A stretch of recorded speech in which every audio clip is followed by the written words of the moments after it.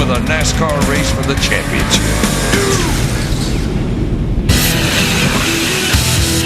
This is the Discover Card Countdown to Green as we get ready to go racing.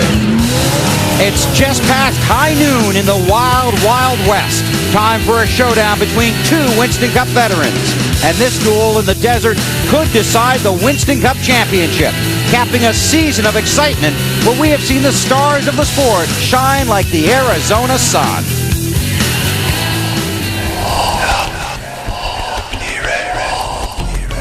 They have all raced. Many have challenged. A few have won. But in the chase for the Winston Cup Championship, just two are left. Never have the stars of the sport shined more brightly than they have this season. A season that started with surprise. It's going to be Ward Burton. Has sparkled with promise. Way to go, boys! Passion. Into the winning streak. And pride. We have learned there is no age limit on winning. The young want it. The not-so-young want it more. These are the competitors that put the purpose in competing and make the ultimate prize worth capturing. Johnny Benson is a NASCAR Winston Cup winner. The Winston Cup is more than a trophy. It is a tribute to the commitment, sacrifice, dedication, and desire that is required to hoist it. Tony Stewart in his third win of the season. Two men. Again in the championship. Two races. One mission. Victory lane awaits. So does the trophy. And now is the time to honor the stars of the series. The men for whom we cheer. The men who face the challenge. The men who add valor to victory. And make the winner a champion.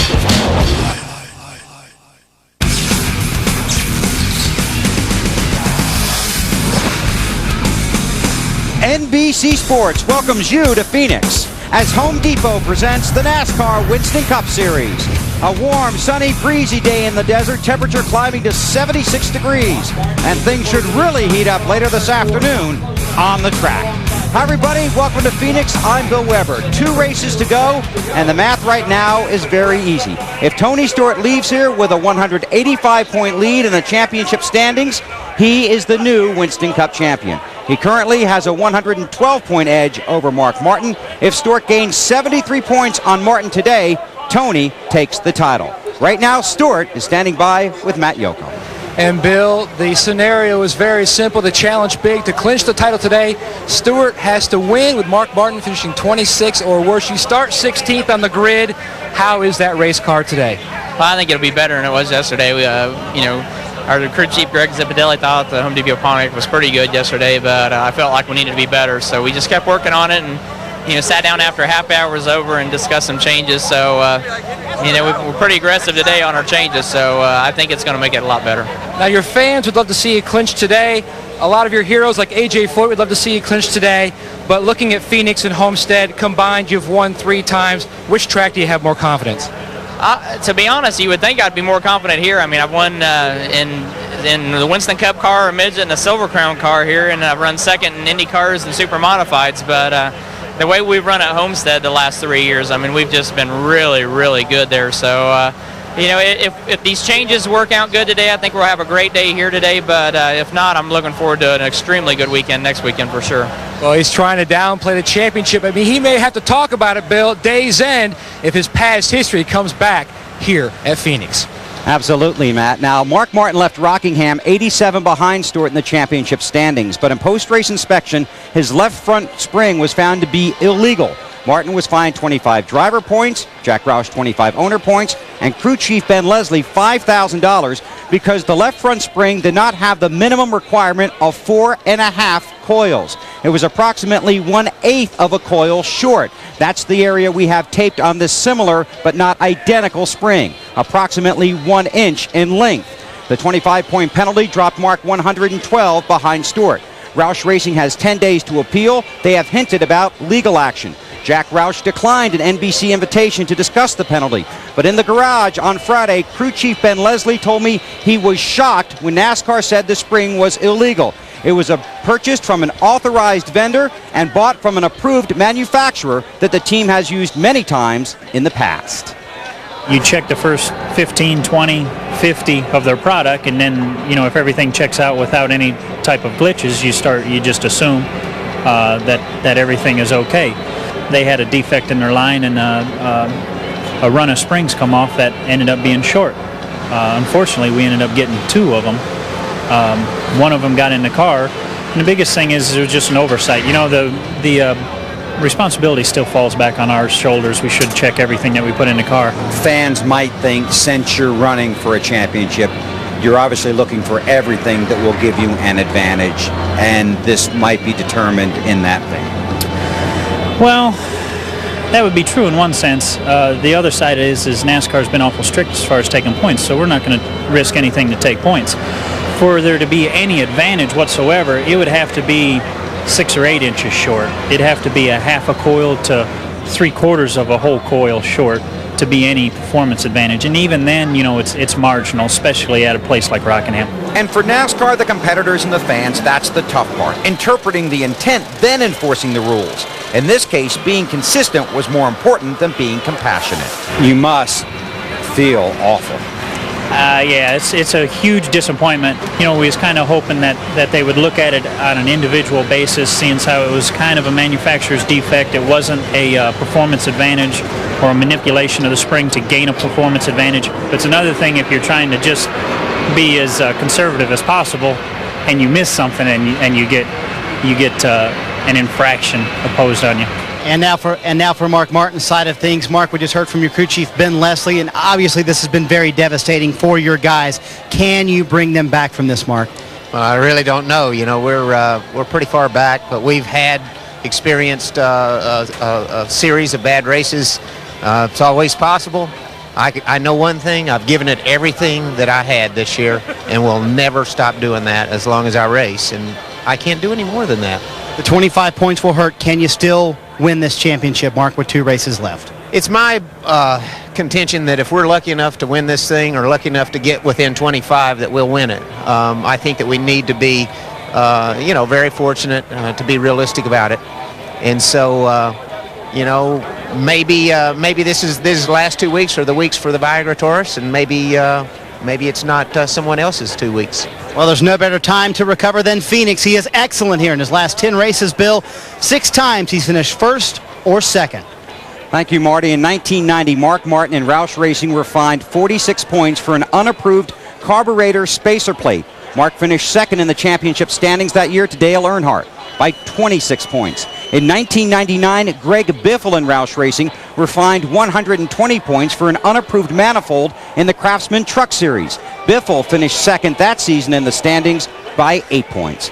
Last week, it looked like Mark Martin was going back to victory lane at the Rock, but the 6 car finished second to a perfect 10. It's been a strange season for Johnny Benson. In May, a hard crash in the Busch race at Richmond left him with rib cage injuries that kept him out of the next 3 races. Then, just a month after getting back in the car, Benson slammed the wall at Daytona and suffered additional rib cage injuries. He missed the next 2 races. But in the last month, Benson's season has taken a new turn.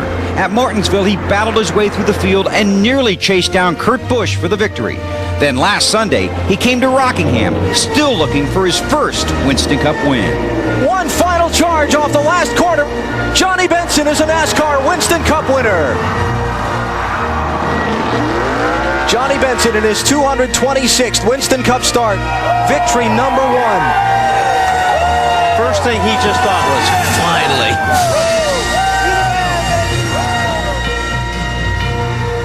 What took you so long?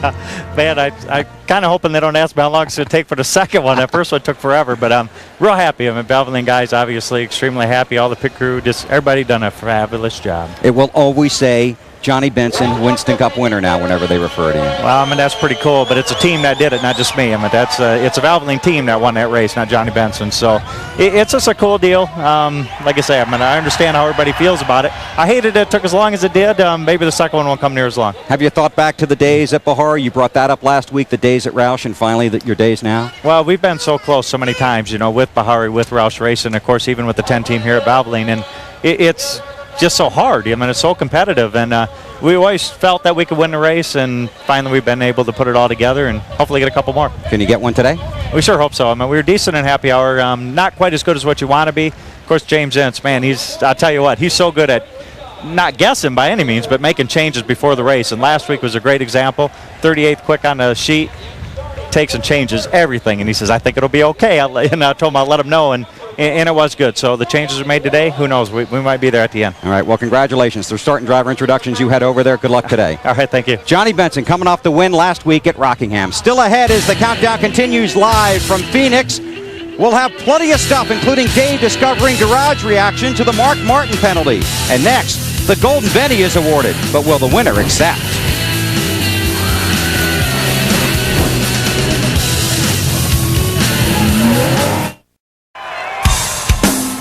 Discover Card Countdown to Green is brought to you by Discover Card. It pays to discover.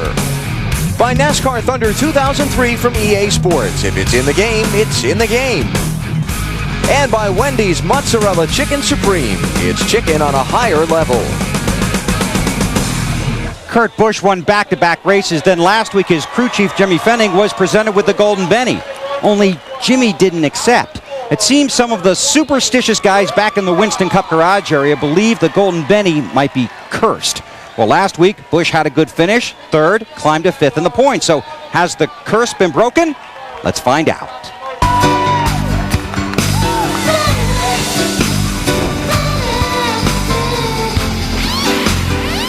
Johnny Benson and James Ince have been working together since the 2000 Daytona 500.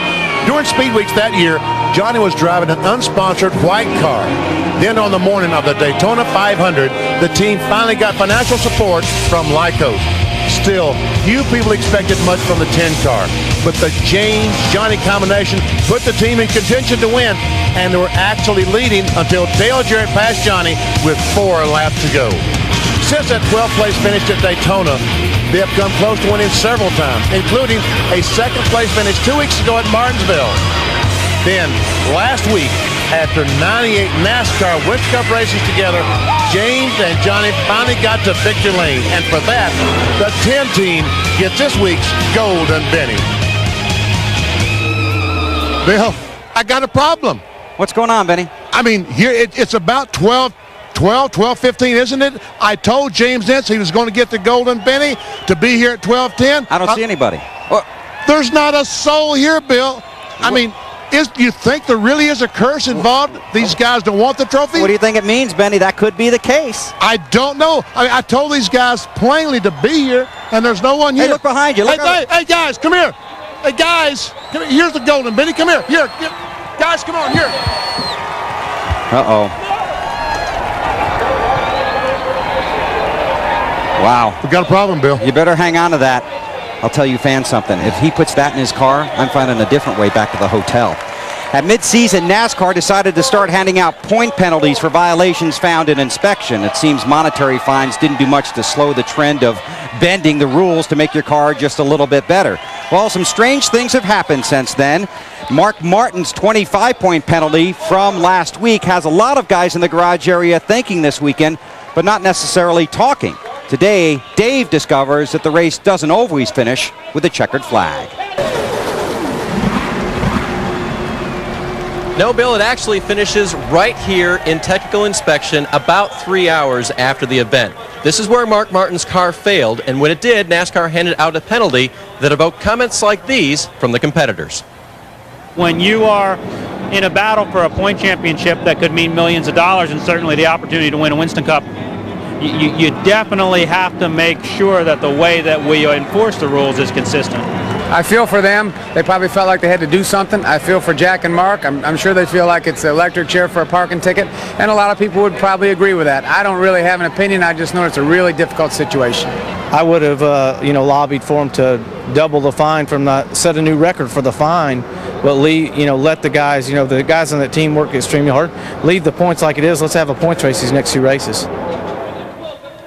All right, so let's talk about technical inspection. It happens 5 times each race weekend. Before the cars are ever allowed on the track, they have to go through technical inspection, and the officials mark off literally everything on this sheet. including the circled area which says front suspension travel stops. That's the area that covers the front springs. When an official puts his initials on there, he's basically saying, I've seen 2 front springs on the car that match the rules. In other words, 4.5 coils evenly spaced. But on Sunday morning, in fact, just moments ago, the cars went through here. This sheet is not used. And if I've changed anything on here as a crew chief, including springs, I better make sure that they conform to the rules. And in fact, that is perhaps the biggest part of what happened to Mark Martin. When his car started the race, actually started the race weekend, the inspectors saw good springs. When his car finished, they had changed some springs, and the one that was checked post-race was not legal. Bill?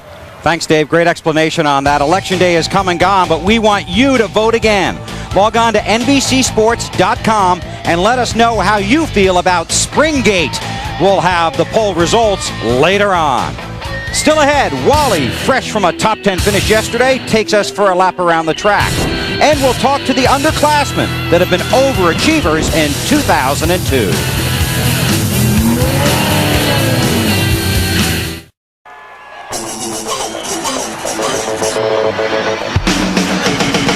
Jimmy Johnson sweeps the Monster Mile this season. In just his 35th start, Ryan Newman goes to victory lane. Kurt Busch takes his 3rd victory of 2002. He wins the Napa 500.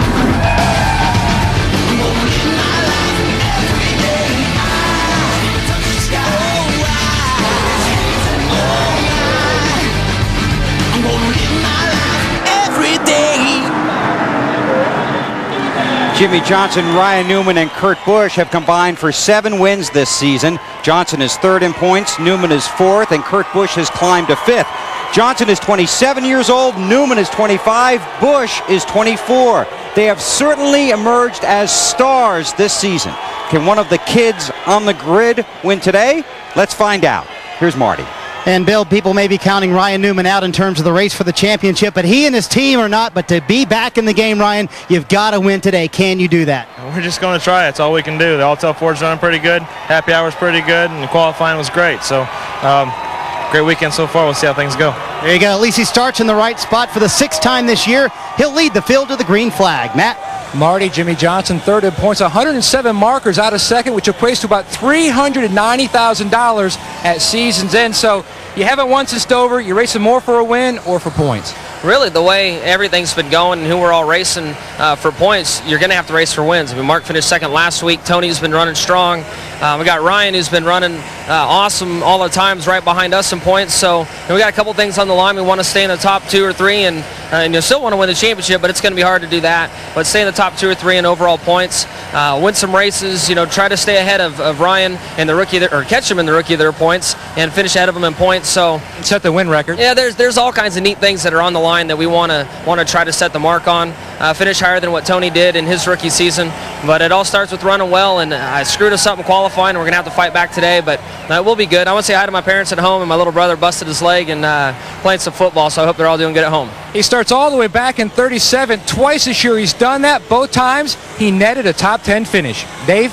Well, if you wonder if Kurt Busch is fast, yeah, he's fast. In fact, the truck he's riding on took off before I could get there. So as Kurt waves to the crowd, let's just remind you that he has already won 3 times this year. Kurt Busch is the real deal, as they say in the racing business. He's only 248 points out of the championship lead, but I think he can win a 4th time again here today. He's coming off a 3rd place finish just last weekend at Rockingham, and that was his 11th top 5 of the year.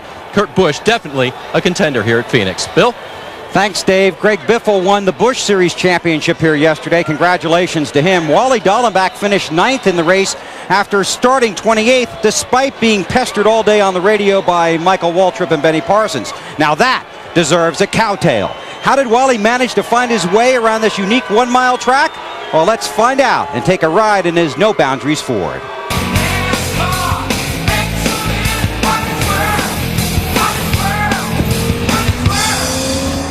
Welcome to Phoenix and my NBC No Boundaries Ford. Phoenix is a tough, tricky place to get around because 1 and 2 is so different than 3 and 4. 1 and 2 is banked, 3 and 4 is real flat. So you're going to have a compromise as a driver in the setup because you're never going to get the car set up just perfect. Let's take a lap around this place and I'll show you what I mean. Turn 1, you want to go in as deep as you possibly can, slam on the brakes. Bring the car down low. Now the car's going to stay on the bottom here when the tires are good, but then it's going to drift up high, right up against this wall on the exit. Into the dog leg. Drop it on the yellow, bring it up high, again, deep. But the thing is here, I like keeping the car down right on the bottom of the yellow line. Other guys will dime in this corner. You want to get on the gas hard, and it's going to throw you right up against this wall. Phoenix is a blast to drive as a driver, one of my favorite places. But it's very challenging for not only the driver, but for the crew, because you got to chase this racetrack all day long. 1 mile track, 312 laps for the NASCAR Winston Cup stars today here at Phoenix. Next, 2 Winston Cup veterans battling in the points race and on the track. Racing rivals renew a rusty relationship as the countdown roars on.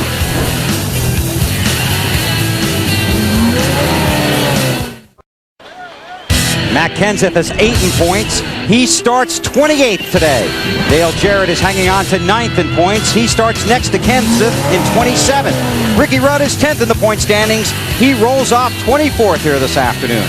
Rusty Wallace is 6th in the championship standings. Jeff Gordon is 7th. From 3rd to 7th in the standings, the separation is just 48 points. From Rusty to Jeff, it's just 1 point. But as we saw on the track once again last week, these two are often much closer than that.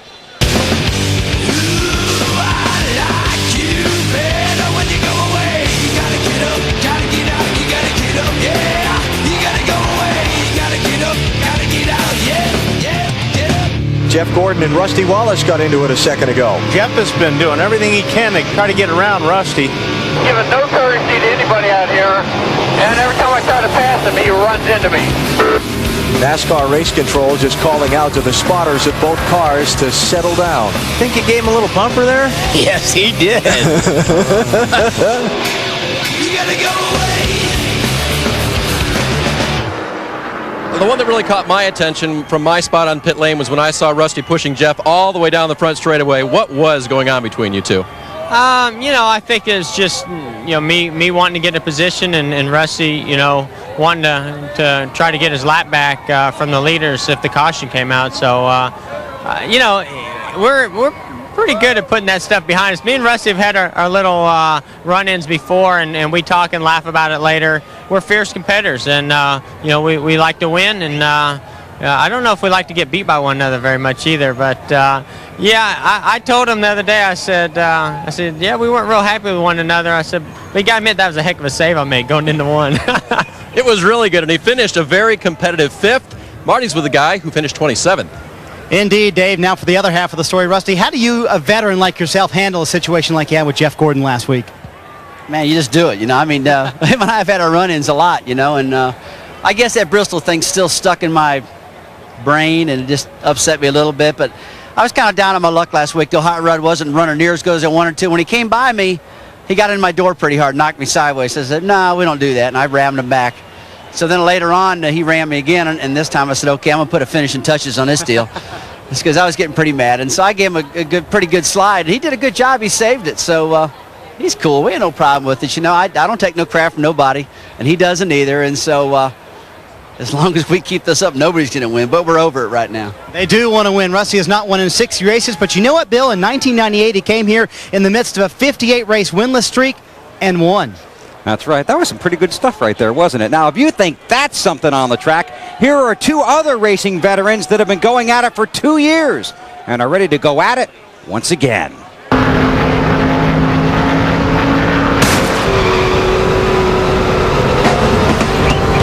All right, Walter, you got a bunch of laps on this racetrack. Let's see if I can catch you. Look, I can't turn 2 wall. Always gets me. Uh-oh, now I'm in the grass. That's not good. That's not good. Oh, guy in front of me in the wall. That's you. That's me. See ya. I got to make the turn, though, don't I? Oh! Uh-huh. How'd you like that, huh? Oh! Yeah. I'm going to have to come after you now. I know. Oh, where are you going, BP? Just through the grass, that's all. BP, I don't think we're going for the win on this race. I think it's going to be who's first caution. This is survival. There's no doubt about this. I'm definitely walking back to the hotel after this race. Mark Martin starts 7th today. He has 33 career wins. He won here in 1993. 5 times he has finished second in this race. 3 times he has finished second in the championship standings. In fact, Mark finished in the top 10 in the championship standings for 12 consecutive seasons, until last season when he finished 12th. Today, he's second in the standings, 112 points out of first. Now, you don't have to look it up because we already did. Where? In the media guide, where Mark Martin's bio, believe it or not, begins on page 112. The countdown's at 0. The showdown is next. This has been the Discover Card Countdown to Green. Let's go race it.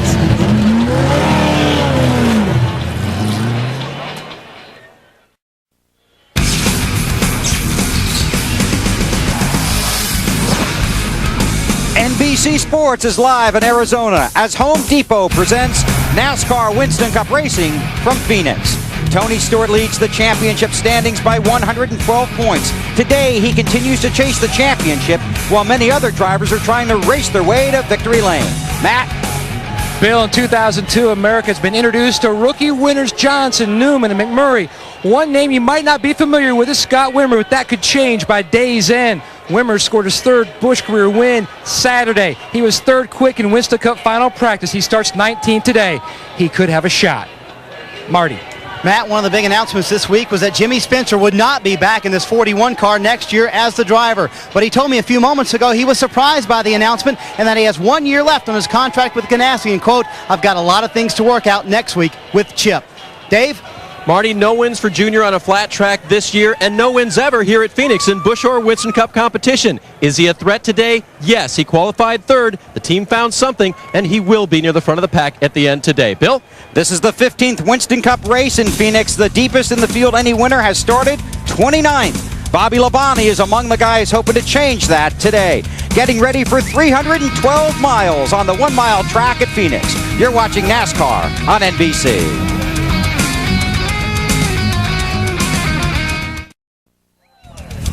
Home Depot presents the 35th race of the Winston Cup season live from Phoenix, Arizona.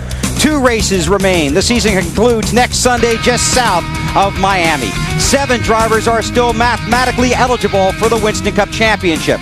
So wow, Tony Stewart and Mark Martin are squarely in the spotlight. If those 2 drivers stumble today and finish far back in the field, 5 more drivers could come charging into the championship picture. This is the day when we find out who holds and who folds. Up to the booth to Alan, Wally, and Benny. Little extra excitement in the air today, Bill. The possibility the championship trophy could be in the house at the end of the day, or the race could tighten up to the final week at Homestead. BP, Tony Stewart has maintained all along he's not racing to protect that championship lead. Today, I don't know. Well, no, they're still racing to win, but the crew wants this thing to be over. As you walk by the 20 car this week, they're not their usual selves. There's not that usual banter with everyone that goes by, with me, with you, with Wally, with everyone else. They're thinking about one thing, getting the championship behind them, and you can almost hear them say, hope it's over soon. Got to give you credit. Passed a lot of cars yesterday, Wally. I know you think this is a great racetrack. Give me credit, folks. That's hard for him to do. Yes, it is. But yes, it's a great racetrack to race on because there are 2 different lines here. 1 and 2 is different than 3 and 4. You can't get the car perfect for this racetrack setup-wise, so you're going to have to do a lot of searching. All right, let's get this thing going. Sold out grandstand, sunny weather. All we need now, the pre-race opening ceremony and the green flag. About to start our race today. We begin with our invocation with Mr. Joe Gibbs. Thank you, Father. Father, as we pause now, we just want to say thanks to you for loving us so much, that you were willing to create a world and put us in it, knowing that at times we were going to disappoint you. And then for providing your Son, Jesus Christ, for that way back to you. We thank you, all of us, for putting us in this country where we have freedom of choice, and we pray for our country and a moral awakening in America. Father, we just pray for the events today.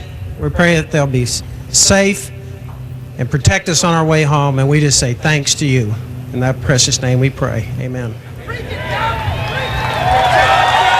Ladies and gentlemen, it is our pleasure to have a return visit by this gentleman who's performed before thousands at the NFL Super Bowl and here at Phoenix International Raceway. World-renowned trumpeter and artist, Mr. Jesse McGuire, to perform our national anthem.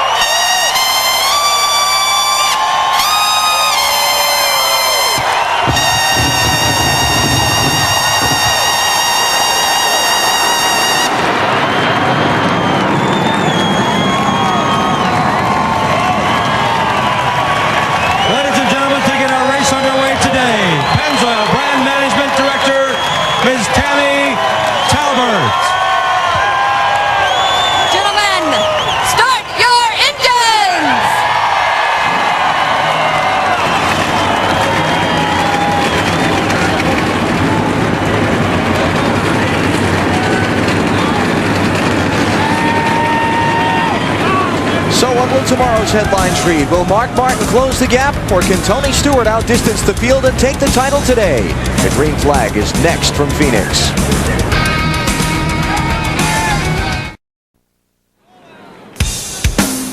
Home Depot presents NASCAR Winston Cup Racing from Phoenix.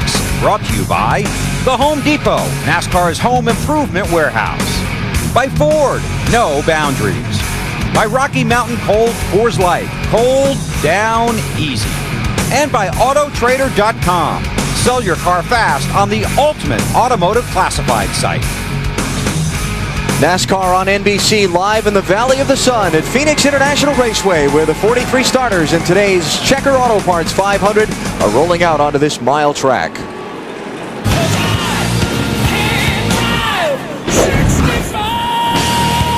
Budweiser, the official beer of NASCAR, is proud to sponsor the Bud Pole Award given to the fastest qualifier at each NASCAR Winston Cup race. How about rookie Ryan Newman? New record for most poles by a first-year driver. His league best 6th so far this season. He took on Friday. Since 1979, Anheuser-Busch has awarded more than $7 million as title sponsor of NASCAR's Pole Award program.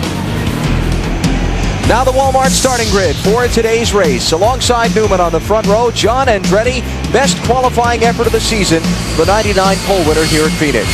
On the inside of row 2, Dale Earnhardt Jr., 29th is best at Phoenix, and Jeff Gordon, also a non-winner here. Dave Blaney got his first Winston Cup career top 10 here a couple of years ago. He's in row 3 with Kenny Wallace, fastest in final practice yesterday. On the inside of row 4, Mark Martin trying to close that gap on Tony Stewart. Joe Nemechek on the outside. Robbie Gordon started 42nd in this race last year, finished 7th. He's a lot closer to the front today. He's alongside Jimmy Spencer in row 5. On the inside of row 6 is Jeremy Mayfield. He was second here in 2000. Jamie McMurray on the outside. Kurt Busch has moved up from 12th to 5th in the championship standings in the last 7 races. He'll start in row 7 today alongside Bill Elliott. On the inside of row 8 is Elliott Sadler, but on the outside, all eyes on Tony Stewart as he tries to win that first NASCAR Winston Cup championship. Christian Fittipaldi, his Winston Cup debut for Petty Enterprises today, alongside team boss Kyle Petty in row number 9. And Scott Wimmer, winner of yesterday's NASCAR Busch Series race in row 10. On the outside of row 10 is Jeff Burton, who's won the last 2 races here. Listen, Jeff Burton, Benny Parsons, you got me? BP, how you doing today? Well, I'm doing terrific. What about a 3-peat at Phoenix? Ooh, that sounds good, doesn't it? We worked real hard on this car. This is a different tire, and we've had to throw some different stuff at it for sure, but we feel pretty good about it. Long runs seemed to be a strong suit yesterday, and we'll see if we can take advantage of that. Has anything changed today weather-wise from Friday or Saturday? It's hotter today for sure, and yesterday the track got real slick in the Busch race, so we hope to be able to use that knowledge to our advantage. We'll see. Good luck to you, Jeff. Jeff Burton trying to win a 3rd straight race here at Phoenix after taking this event in 2000 and 2001. He'll go from row number 10, the 20th starting position. Jimmy Johnson way back in provisional land. Things did not go well for the 3rd place man of the championship in qualifying. And now the final starters in the field, Mike Wallace, Derek Cope, and Tony Raines. Let me tell you that Todd Bodine, scheduled to start 30th, will have to go to the back of the field on these pace laps for an engine change. A lot of guys here trying to qualify, a number who failed to, and as the field is a half a lap for the green, here's Matt. For the 3rd time in the last 4 Phoenix races, John Andretti starts in the front row, but he still has failed to score his first top 5 finish here on the mile. He hasn't won since April of '99. They think they've got a strong shot to end that today. Marty? Matt, Brazilian native Christian Fittipaldi will make his Winston Cup debut today. The real expectations are realistic, though. Just finish all 312 laps and gain some experience, Dave. Marty, up and down weekend for Kevin Harvick on Friday. He won the truck race in a truck he owns. Crashed Saturday in the Busch race. He's due for another up. Watch the 29. Alan? 500-kilometer distance today, 312 miles on this 1-mile track, so 312 laps, the total distance. Tony Raines on pit road. As the field comes down for the start, Ryan Newman leading the field to the green. Green.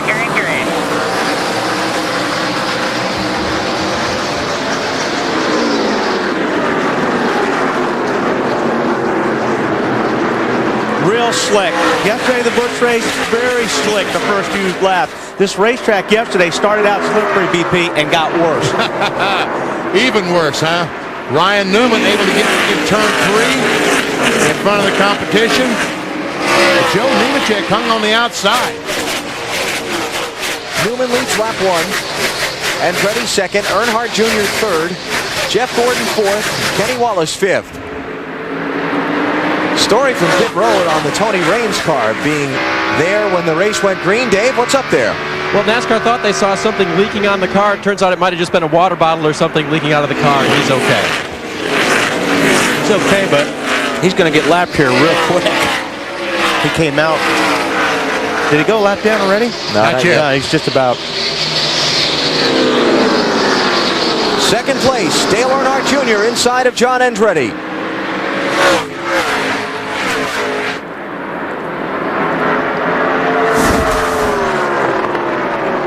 This Phoenix track a little different than most. The kink on the racetrack, instead of being where the start-finish line is over on the backstretch. Places like Daytona, Charlotte, you see the front straightaway with the curve in it. Not here. Yeah, and it's a little bit different than those, Alan.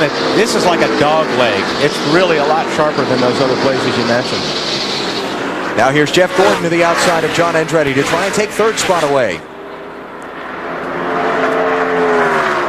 I talked to Robbie Loomis, Jeff's crew chief, this morning. They were pretty confident. Thought that they had found some things on their car in the final practice yesterday that really were going to make them contenders today. That'll make the Gordon fans happy. What about Tony Stewart? Where's our championship leader?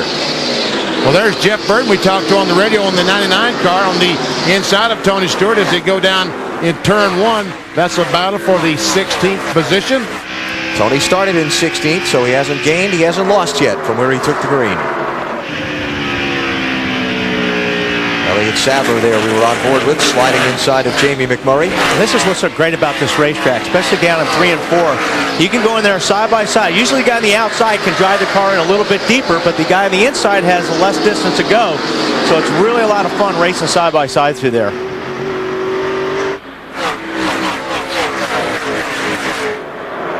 And Burton and Stewart just kind of hung there side by side. Nobody able to get the clear advantage. And Burton slides by. And here comes Junior. Dale Earnhardt Jr., the Bud car on the inside of Ryan Newman for the lead in turn 1. He has it. Earnhardt Jr.'s team not very pleased with the way they ran at Rockingham 1 week ago. Had 5 straight top 10 finishes before they finished 34th last Sunday. Really was kind of an awful day for them. And that wasn't, 34th, we crashed, fixed the car, and came back out. That was 34th. That's where they ran all day. That's all they could get. Yeah. They had one tough break, talking about the 8-car Dale Jr. They got out of sequence on tires because their tires just would not last long enough, as we see Jeff Gordon going by Ryan Newman on the outside. So they made an early pit stop. The caution flag came out, capturing them a couple of laps down, and that didn't help matters, but they really did not run well. And they're not very happy. They're going back to Rockingham next year and test to make that a little bit better. Dale Earnhardt Jr., 2 previous NASCAR Winston Cup starts at Phoenix. His best finish, 27th. He's leading early today. Jeff Gordon around Newman for second. John Andretti hanging in there in 4th, just behind them. And then you've got Dave Blaney and Mark Martin running in 6th. So we're just underway at Phoenix. Championship contenders, Martin running 6th, Tony Stewart 17th. It's Dale Earnhardt Jr. who's out in front early.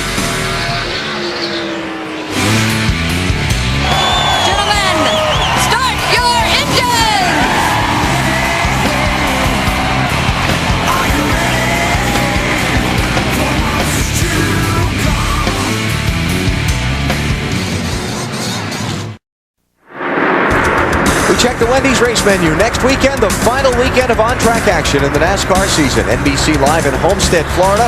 The NASCAR Busch Series season closer on Saturday, and the NASCAR Winston Cup finale on Sunday. 1:30 and 12 noon Eastern, respectively, both days. Jeff Gordon, that 24 car, closing in on Dale Earnhardt Jr. Meanwhile, Dave Blaney's 77 car, the Jasper engine car, trying to get by John Andretti for a 4th spot. Mark Martin right behind them. Mark needs a positive points day today. You can't let this thing go to Homestead next week still down 100 points, because then he's really up against the near impossible. And a guy that he's racing against for the championship gets around Homestead pretty good. Yeah, you think? About as good as anyone. Blaney having a great run so far this weekend. Qualified 5th fastest for this team. Dave's best career NASCAR Winston Cup finish, a trio of 6th place runs. The last of which happened down at Homestead in November 2001. On board with Mark Martin, checking out some of his telemetry. We'll see what kind of, down in the 90-mile-per-hour range in turns 1 and 2. Down the backstretch, 158. But he has to slow down to 99. 99. That's not really slowing down, but yeah. And brakes are an issue here. Getting these cars to slow down from 154 down to the 90-something mile-per-hour range, it takes a lot of brakes to do that. Yes, it does, Benny. And yesterday in my car, we have an adjustment in these cars. You can balance the brakes, and these cars get tight during this race. As this race gets on, they won't turn. It's what we call push. So you'll dial in rear brake to try to get the car loosened up as you get in the corner. And I used up all my adjustment. You really use a lot of brakes here. Mark's kind of in a hurry here. Leaning on Blaney a little bit off the corner. One of the things that I appreciate the most about Mark Martin, besides his talent on the racetrack, is his frankness in his interviews. He really just lays his emotions right out there for you to see, including earlier this weekend when we talked to him about what he would have to do to try and win this championship. Basically, he said, I can't do any more than I already am. I'm absolutely positive if I hang it out anymore already. And that's the way I drive all the time. So there's nothing else I can do. I've already done everything I could all year, and it isn't about one race or two races. It's about 36, and we've done, we've hung it out 34 times and plan on hanging it out 2 more. And Al and I checked with their crew this morning as to Mark's attitude following last week's penalty. They used phrases like, happy as a lark. Mark is in a great mood. He's shaken off what happened last week, and he's very positive going into this weekend. Perhaps that's one reason why he's so in a hurry to get to the front. And he's driving, Mark Martin is driving as aggressively, I think, as I've seen him all year long in the early laps.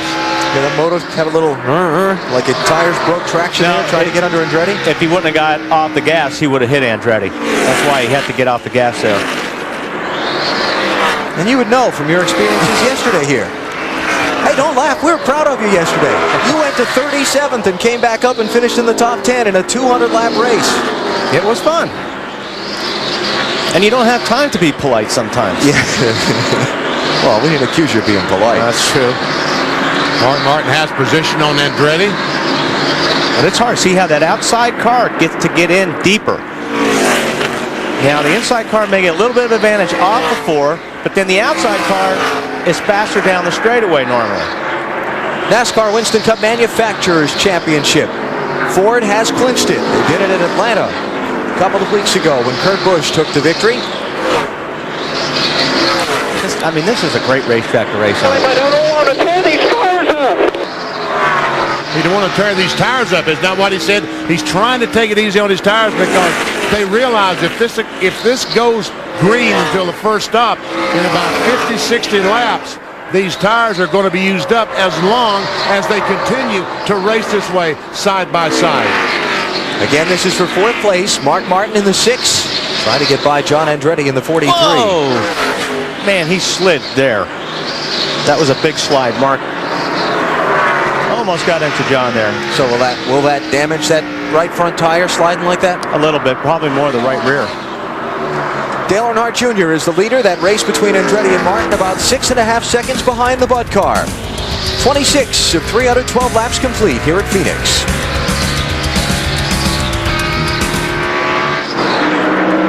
Trouble in turn 4. Jamie McMurray has spun around. The caution flag is out. And there's some damage to the left rear of the... Rear damage. Severe damage. And Tony gets his lap back. That was good save for Tony Raines. Pit Road Boys telling us McMurray was reporting his car very, very tight before the crash. Did not want to turn in the corners like he needed it to. Boy, his luck has really run out, huh? McMurray trying to win 3 straight NASCAR Busch Series races and coming into yesterday's event here at Phoenix that you saw on NBC. Got caught up in an early crash. And you know, if you follow Winston Cup racing, about the Cinderella story he's been in this 40 car. The great performances that he had, the win at Charlotte and just his 2nd start, the 15th place finish at Rockingham, 7th in Atlanta, far surpassing expectations. I'm a little disappointed in you for not getting me another set of tires yesterday. I know we should have. We needed another set of tires. Everyone needed another everybody set of tires. Did. All right, anybody coming to pit here? Leaders coming to the opening of pit road. I think they'll all make pit stops here.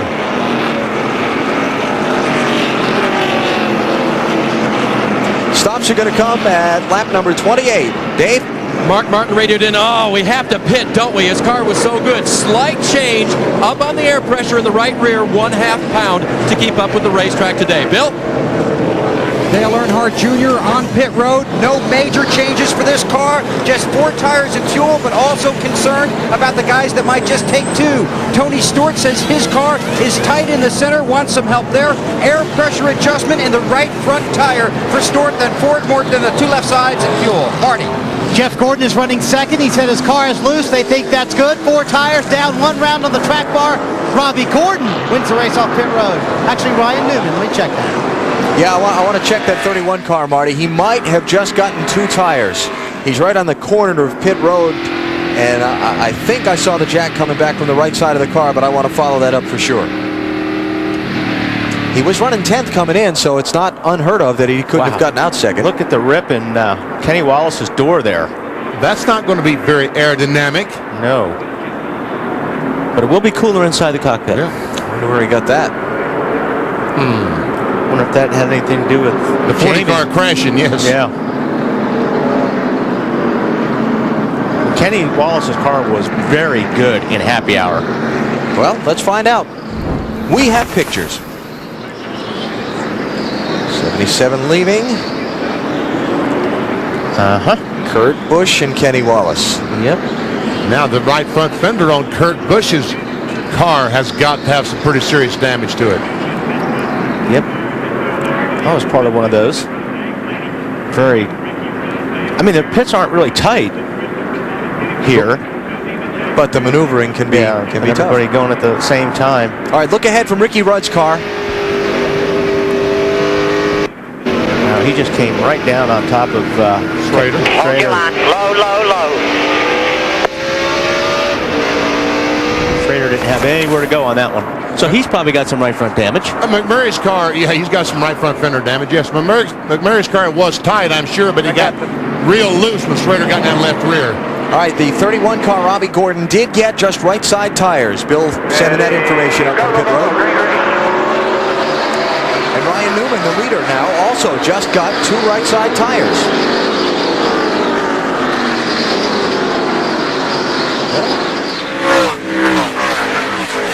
It'll be an interesting experiment for later in the race, I guess. Well, we saw Mike Wallace last year, in last year's race, get 2 tires at the end of the race and almost beat Jeff Burke. I think we're seeing here 2 tires against 4 tires. Yes. Junior in the 8 car has those 4. He dives on the inside of Robbie Gordon, takes second spot away. Now we'll keep an eye on his speeds against that of the leader Ryan Newman and see if indeed the tires make a huge difference here. How about the 12 car, Marty? Alan, I talked to Matt Borland, the crew chief for Ryan Newman. He said this was a planned experiment. They planned this morning. If they got an early caution, they wanted to see what 2 tires would do to see if it would work for later in the race. Well, good time to do it. Junior is definitely closing on visually. I mean, you don't even have to look at the watch. He's gaining a lot of ground on Ryan right now. Jeff Gordon to 3rd, Mark Martin to 4th by Robbie Gordon. Here comes Dave Blaney in the yellow car, the 77. Now, 1 mile track. We saw that damage to the door on Kenny Wallace's car. He's right in the thick of this race for these up front spots. Is that going to be a hindrance for him? I don't think so. Yeah, I don't think so either. Not in the door. I'd rather have that damage in the door than that right front fender damage that maybe the 97 car Kurt Busch has, because that will affect your downforce, and the door I don't think will hurt Kenny too much. Okay. The gang downstairs in the trucks made a nice glove save and a beauty to break away from that commercial when the crash happened. And as soon as Dale Earnhardt Jr. goes by the 12 car, we'll probably go back to commercial and get that out of the way. Okay, guys. Dale Earnhardt Jr. back out in front. 4 tires are better than 2 would be the statement made there so far early at Phoenix. Back at Phoenix International Raceway, let's check our NASCAR Busch Series update. Scott Wimmer just basically overpowered Greg Biffle in the closing laps yesterday. Biffle led 185 of 200 laps, but Wimmer took the win away. And our man Wally from 37th to 9th. We'll give you credit for that. Congratulations. Thank you. Big story of the day, Greg Biffle locking up the NASCAR Busch Series Championship for 2002. Congratulations to he and the Jack Roush team. Now the Craftsman Truck Series update. Kevin Harvick won a thrilling race here on Friday by about a half a hood over Ted Musgrave. And their championship will go down to next Friday's race at Homestead Miami Speedway with just 32 points between 1st and 2nd. And Ted Musgrave still in the hunt. That's part of Ford Championship Weekend at Homestead next Friday, Saturday, and Sunday. Gonna be a lot of fun. Palm trees and race cars. Can't beat the combination. Jamie McMurray involved in the caution earlier. His car's gone to the garage. Dave's with him. And you just climbed out, Alan. Jamie, what happened on the track? Well, I don't really know. Car was a little bit tight, just kind of trying to stay out of the way, and felt like I found a position I could ride in, and the 29 got by me, and whoever was behind him got into the back of me. I guess we were in the way.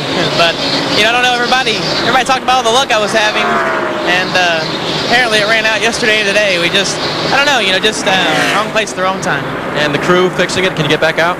Yeah, it looks like the track bar mount coming to the truck arm, and I just really couldn't drive it, and we couldn't figure out what was wrong, so they're going to come back and try to get it fixed, and we'll go right around. All right, yeah, it'll be the second day in a row he's done that. He mentioned a wreck in the Busch race yesterday, and another one today, guys. Boy, and riding around is no fun because you are in the way. Second place here.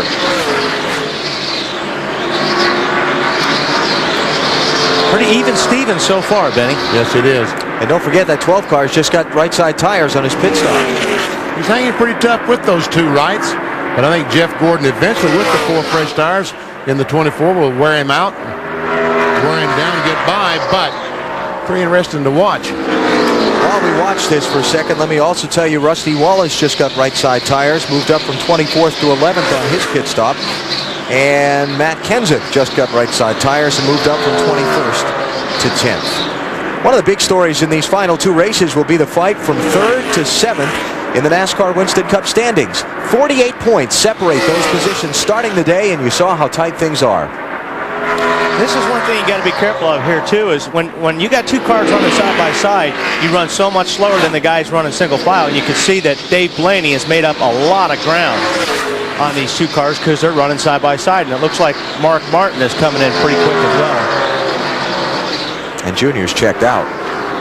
Yeah, in the meantime, Junior's running faster too and put more distance between them. I mean, right now, Dale Earnhardt Jr. is running about a half second a lap faster than these 2 cars running side by side. But they're both race car drivers and a little stubborn. No, I want second. No, I want second. You're not going to get it. And that's where we are. He said race car drivers were a little stubborn. You're going to take that? Well, he knows. I can't believe that he said that. He knows it's the truth. Here comes Mark. Like you said a second ago, BP. Or was it Waller? One of you said. One of us in the picture.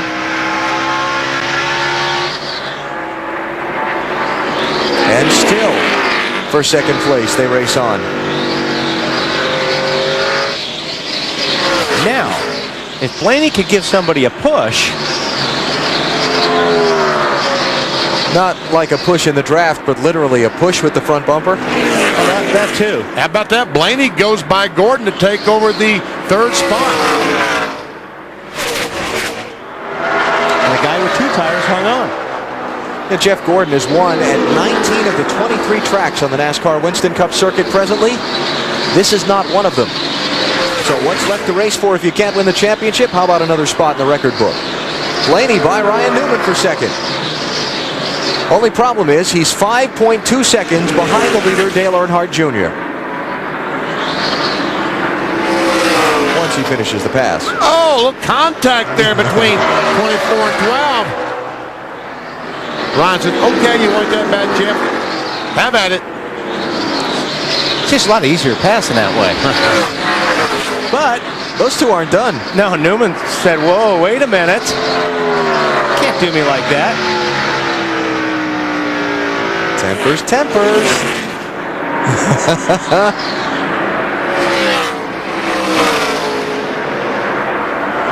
And Jeff just wants to get away. Yeah. Hey, where's another 50 horsepower that I could get right now to get away from this 12 car? And now Newman's got to worry about Mark Martin in the 6, who's taking a look on the outside. It's tight over there. Very tight over there. Now watch out for that wall, please. That wall does come at you quickly. Mark's going to go downstairs. Mark looking for 4th place on Ryan Newman. Tony Stewart is up to 10th.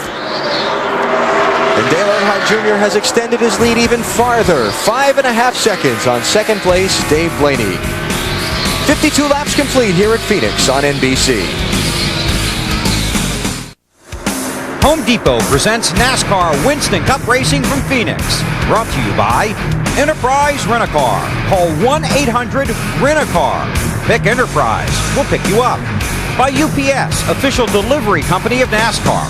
We want to race the truck. People love the truck. By Walmart. Always low prices. Always. And by Yamaha, makers of fine motorcycles and ATVs. Nobody's more in tune with motorsports than Yamaha. Dale Earnhardt Jr. is the leader of the Checker Auto Parts 500 at Phoenix, but his lead on Dave Blaney is shrinking. Here's our Little Debbie trivia question. Who is the only driver to win Phoenix and the NASCAR Winston Cup Championship in the same season? Alan Quickie. Wrong.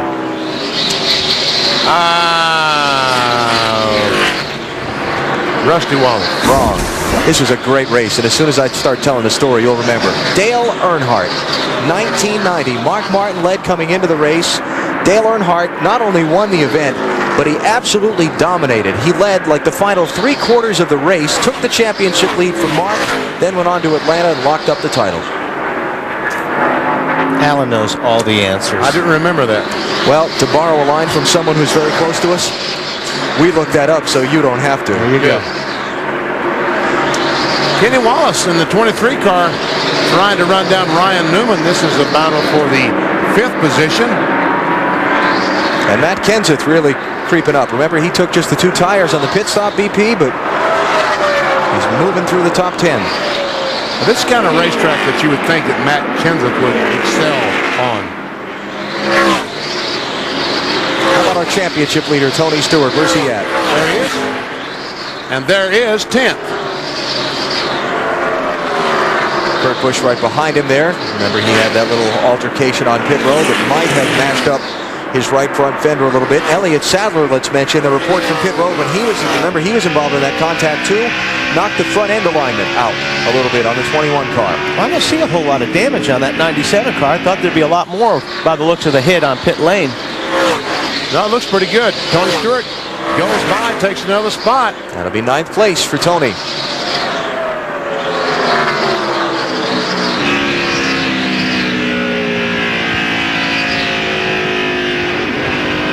All right, so that's where your championship leader is running, now up to 9th. And what about the 48 car, Jimmy Johnson, 3rd in the championship? Well, he's another one that took just 2 tires on his pit stop. And Dave, after starting way back in the field in 37th, he's moved up nicely. Alan, he was just a little bit loose on the throttle, and they discussed changes to make. They really couldn't come up with the best solution, so they decided not to hurt the car at all. They made no changes to the way the car was set up, and as you mentioned, just took on 2 right side tires. And the scoring serial on Jimmy Johnson showing you he's currently in 13th place. Mark Martin running 4th behind Dale Earnhardt Jr. Out in front of Dave Blaney, but the lead is shrinking rapidly. Coming up on the 1/4 mark of the race, you're watching NASCAR on NBC.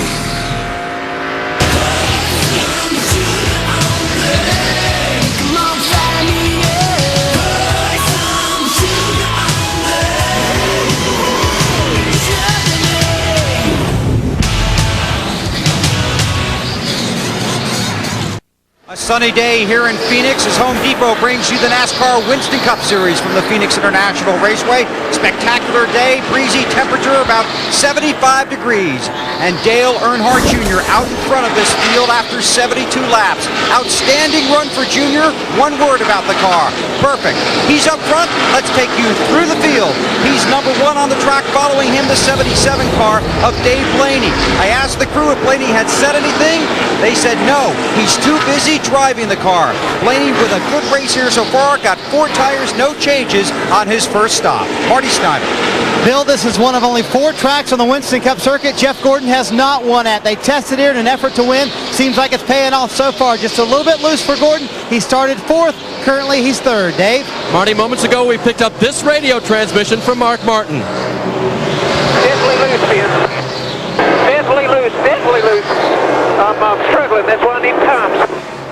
Mark Martin has been distracted all day, first with racing John Andretti, then with radio problems. They switched to that backup channel. Marty? Back on lap 29 on pit road, Matt Kenseth's team took on 2 tires. It's worked pretty good. On lap 45, he said, it's coming in. I like the way it's going right now. Our pole sitter, Ryan Newman, right behind him on the racetrack. Lots of changes planned. They think the 2 tires they took on are not working so well. Ryan Newman, extremely tight in his race car right now. Matt? Kenny Wallace has faded from 6th to 7th. The trend all weekend. It takes 25 laps for his car to get moving, but that should have been back at lap 56. The car just way too free. They're talking about a wedge adjustment. Bill. Rusty Wallace from 29th to 8th on the racetrack. Make that 7th now. Wallace running 7th. Just 2 tires on his first stop, but it's worked out well for the 2 team. This team is focused, and there's no driver that is more determined to win in the next 2 weeks than Rusty Wallace. We are very, very aggressive right now, and I'm very on the edge of just. I don't care how I get the job done, as long as I bring back the steering wheel and the thing's parked in victory lane, it'll be fine with me. I don't care if it's a one big ball of flames or whatever. I just want to get the job done. Rusty Wallace has not won this season, starved for a victory, has won here before when he was in the same situation, would like to repeat that feat, doing well on the 2 tires, actually changed his line to improve the car, and it worked. Behind him is the championship standings leader, Tony Stewart. Still a little tight in the center. They want to make a track bar adjustment and an air pressure adjustment to make the car roll a little better. As for the 97 car of Kurt Busch, had that incident on pit road. Really not much damage. They're more concerned about the fender braces than anything else, but the car is tight. Kurt said it's too tight and it's way too early for this. Matt? A further update on the 23 of Kenny Wallace. He's faded now all the way back to 10th. He says the car is way too free all the way through. Now they're talking a track bar adjustment and wedge adjustment on their next stop, Alan. 77 laps complete, working lap 78. Dale Earnhardt Jr.'s advantage over Dave Blaney has dwindled to 2.4 seconds as the leader's in some pretty heavy lap traffic. He's put up to 32nd place. Joe Nemechek now 1 lap down. Let's continue going through the field. Marty, how about Elliott Sadler? He's trying to track down Kenny Wallace, Al, and they had a test at Homestead earlier this week. The team called back to the shop, said, let's switch the car. We're going to take to Phoenix. Since then, they've been extremely fast all weekend. They have a little bit of a toe-out problem right now, Dave. Jimmy Johnson's secret to success, the 24 car of Jeff Gordon tested here, gave him the setup. He was fast yesterday, even though Gordon struggled. Marty? David, has been 18 races since John Andretti finished in the top 10. They had big hopes today. He started second. He has fallen back to 13th. The car is extremely tight for Andretti, just will not turn off the corner, Matt.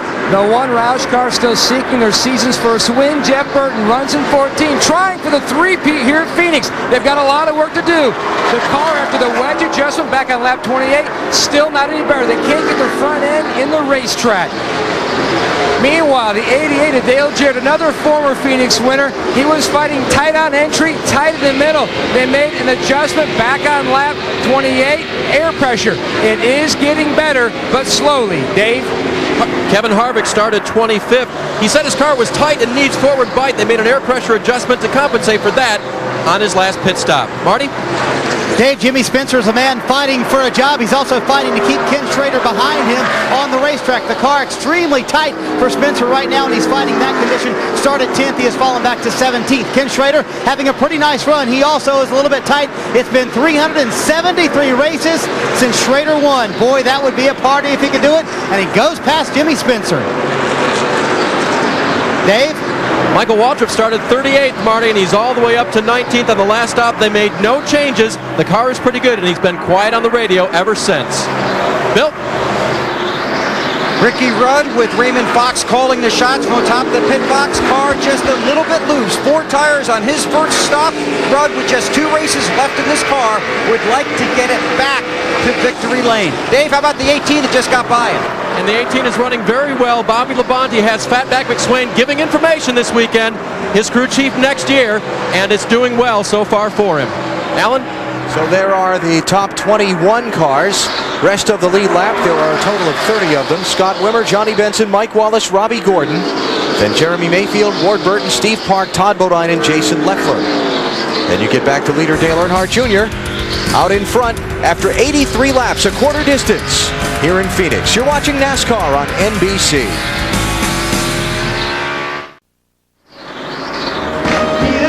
NBC tonight, singer Usher guest stars as Marvin Gaye. American Dreams, 8, 7 Central tonight on NBC. Dale Earnhardt Jr. playing the role of race leader here at Phoenix as Home Depot presents NASCAR Winston Cup Racing. He's out in front of Dave Blaney by 1.7 seconds, working some pretty heavy lap traffic. Yeah, I just put Jeremy Mayfield, a 19 car, running 28 the lap down. Yeah, some of these guys are going to have to make some really big adjustments during the pit stop because if they're really tight right now, they need to almost make double the adjustments because the track is just going to keep getting tighter. I'm real loose, but it's leveled out on me. Second place here. And Jeff Gordon has moved to the top of the racetrack. He's right up. If he were the sprint car, he'd be riding the rim. And out in Wally, it's working for him. Watch how high he goes up in the corner. Like we talked about, definitely two lines here. And if you can get your car to work high in 1 and 2, it actually is better. But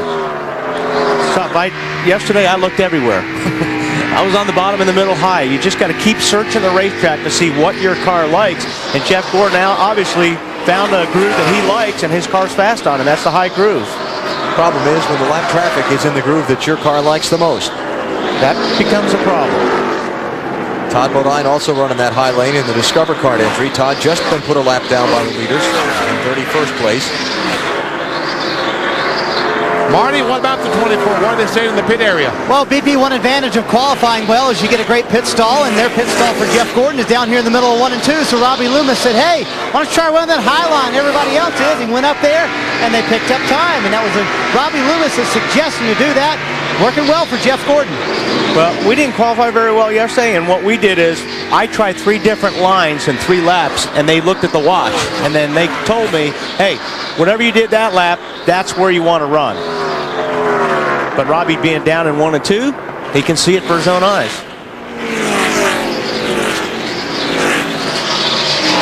Probably going to have some pit stops here pretty soon. Everybody was in at lap 28. Maybe another 25 laps or so before they come in. So let's take a break here, get back and set that up. Dale Earnhardt Jr. leads. You're watching NASCAR on NBC.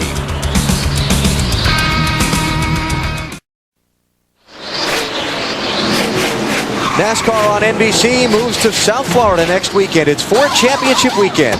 Season finales for the NASCAR Busch Series and NASCAR Winston Cup Series from the Homestead Miami Speedway, 1:30 and 12 noon Eastern, Saturday and Sunday respectively, here on NBC.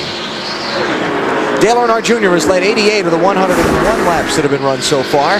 Ryan Newman led 12 of the opening laps, but it's been all juniors so far. And he's about to put Mike Wallace in the Conseco car. A lap down. He's trying to. Got position in turn 3. But is that the fastest way? Looks that way.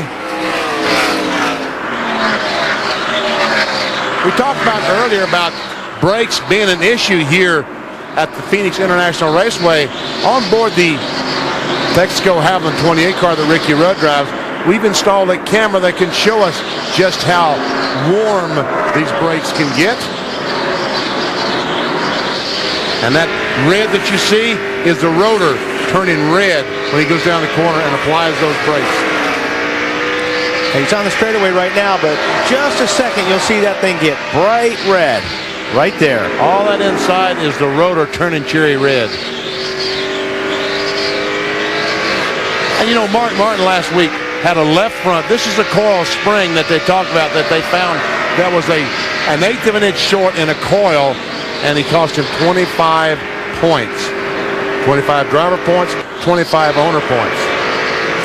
You know, the reason that those spring rules came into play by NASCAR this year is very complicated, but the more that you legislate on a race car, the more different areas teams explore trying to find an advantage. And one area teams thought they could find an advantage is with softer springs and doing some different things with the springs to make them compress in different ways.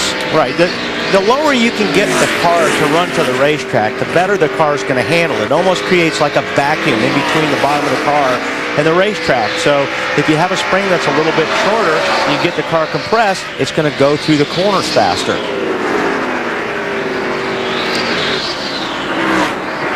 But that spring, I don't think, had enough off it to make it a difference. No, I don't think it made any difference as far as the performance on Mark Martin's car. But again, once again, the rule says 4.5, and it wasn't 4.5. It was 4 3/8. So you see Ricky Rudd, second to last on the lead lap now, back in 21st place. They're racing Michael Waltrip, and we are coming up on green flag pit stops for some of the front runners. In fact, Todd Bodine has come on to pit road already, and Ward Burton has been on the pit road. And there's the winner, the 27 car, Scott Wimmer, the winner of the NASCAR Busch Series race yesterday. And in watching Happy Hour yesterday, I just was convinced that he was going to be a challenge for the win today. But right now, this is not looking good. He's about to go a lap down to Dale Earnhardt Jr. And Junior's car is getting into the corner really, really well. He's he's really making up a lot of ground getting in, and his car's rolling through the center right here. That's really good here at Phoenix. What's up, Dave? Well, I just wanted to update you on the 27. He has been tight all day long. They made an air pressure adjustment last time to try to correct it, but that's a problem for Scott as his car is just really tight and not nearly as good as his Busch car was yesterday. And he's coming to you now, Dave. And see, I don't think an air pressure adjustment right now, this track's going to get a lot tighter. These guys are going to have to make big changes right now. And I don't know if a pound of pressure here and there is going to get it done.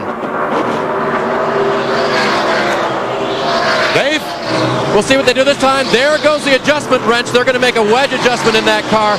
That's going to be a lot more significant, and look at how many times he turns it around. That will change this chassis and hopefully make things a lot better for Scott. They'll put on 4 tires and pump it full of fuel. Rusty Wallace is in for his pit stop. Remember, Rusty took just right side tires when he came in back at lap 28 under the caution flag. Now see, Rusty probably won't, I think Rusty, if he's happy with his car, he'll make a small change, maybe a tire pressure adjustment. But the guys that are really having trouble are really going to have to go out there and make some changes. I don't see any wrenches going in the back, Benny. No wrenches, just air pressure adjustment. Good stop. All in all for Rusty Wallace, a little over 15 seconds. See Wimmer leaving. Joe Nemechek is just ahead of them, heading out of the pit road. Here's John Andretti in. Marty. John Andretti's been extremely tight. He obviously started second today. He has fallen back to 12th, Alan. This team really needs a good run. They're planning on a wedge adjustment. Also, they're going to take a pound out of the right front tire. Wally talked about how many of these teams need to make big adjustments. Many teams are talking about that, how the racetrack's going to change throughout the day. You need to keep up with it. It'll be the pound out of the right front tire. 4 tires for John Andretti, and they decide not to make that wedge adjustment. And I agree with Wally. That might have been a bad move. Good pit stop. Under 15 seconds. Jeff Gordon is on pit road. Second place car.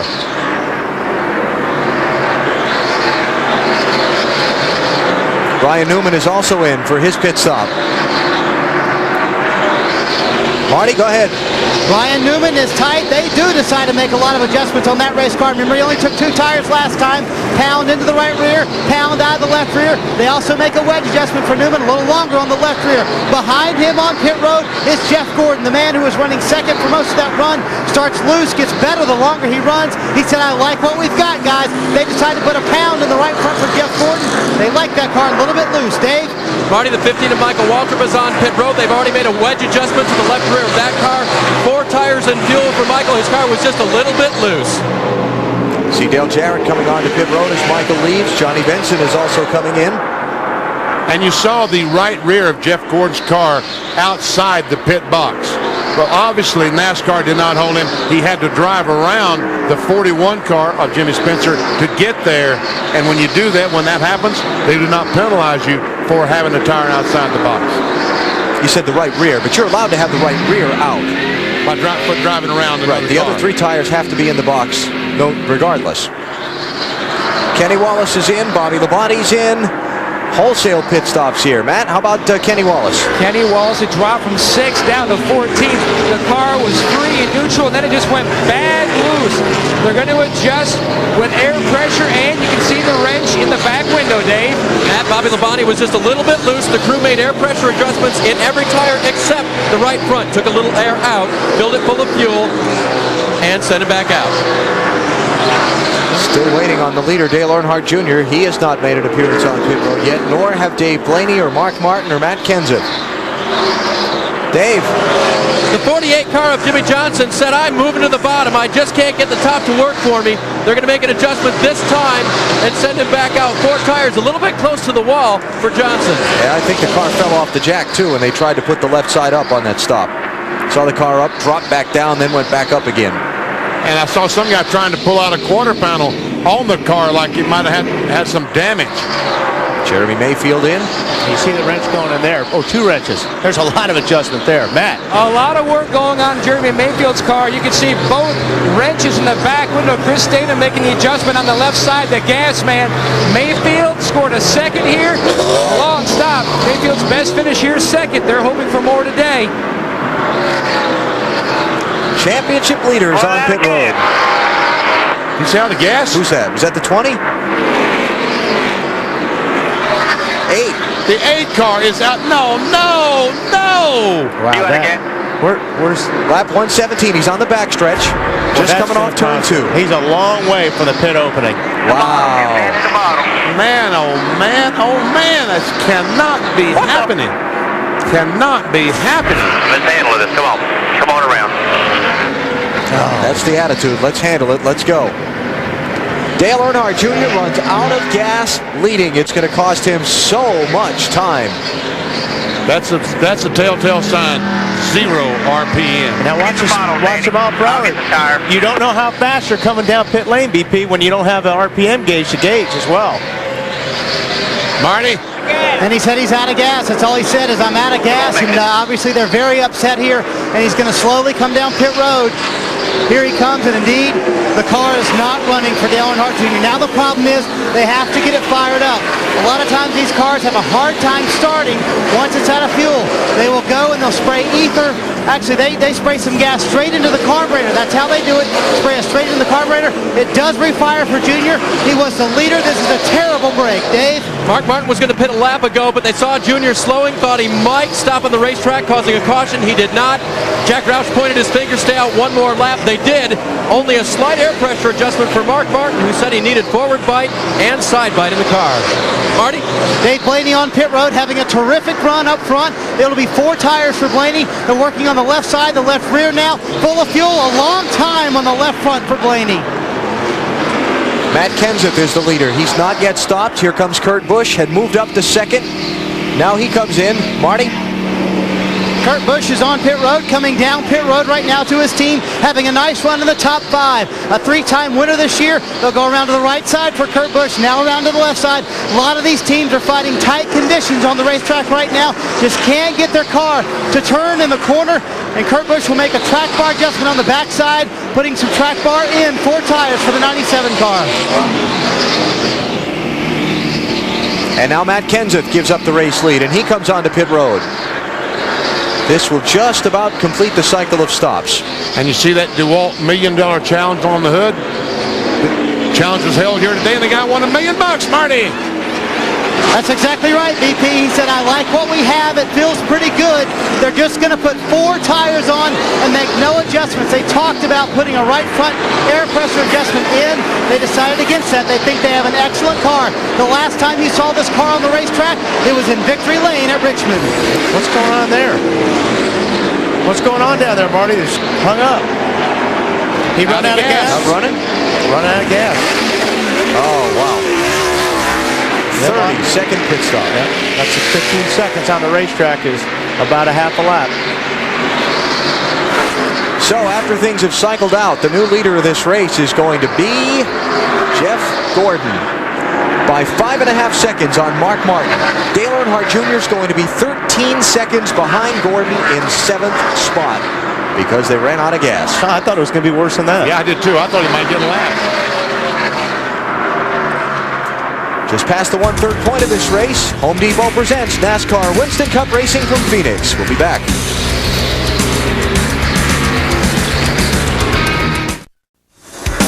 Home Depot presents NASCAR Winston Cup Racing from Phoenix. Brought to you by the Home Depot, NASCAR's home improvement warehouse. By Chevy Trucks, the most dependable, longest-lasting trucks on the road. By Budweiser, delivering beer at its best with the crisp, clean, and refreshing taste known only to the king of beers. And by Sprint, introducing PCS Vision. It's clearly a whole new way to look at wireless. Closing in on the halfway mark today here at Phoenix with Jeff Gordon out in front of Mark Martin by 5.2 seconds after a round of pit stops that shuffled up the running order. And the 48 car of Jimmy Johnson, the Lowe's car directly in front of him, about to go a lap down, and as is Ricky Rudd, Kenny Schrader, Remember that we saw the problem Jimmy Johnson had on the stop. He was 9th before the pit stops. Dave, now he's 20th. Here's our Coors pit summary. Go ahead, Dave. Yeah, that car's not working well, Alan, but there was no damage from the pit stop when it fell off the jack, but that was a lengthy pit stop for him. And remember, pitting later than Jeff Gordon did, Jeff picked up that time on the track. Saw Dale Earnhardt Jr. back in 7th place. Now he's moved up to 6th because Bill Elliott had not yet pitted. But Jr. is 11.8. Oh, trouble down the front stretch. Scott Wimmer, cautions out. Pretty serious damage to the right front on that car. Caught the inside wall, a good one. Oh, all these cars trying to get a lap back, they all will succeed. Whoa down, gentlemen. So the weekend that was so good for Scott Wimmer yesterday when he wound up winning the NASCAR Busch Series race will end up shy of its scheduled goal today.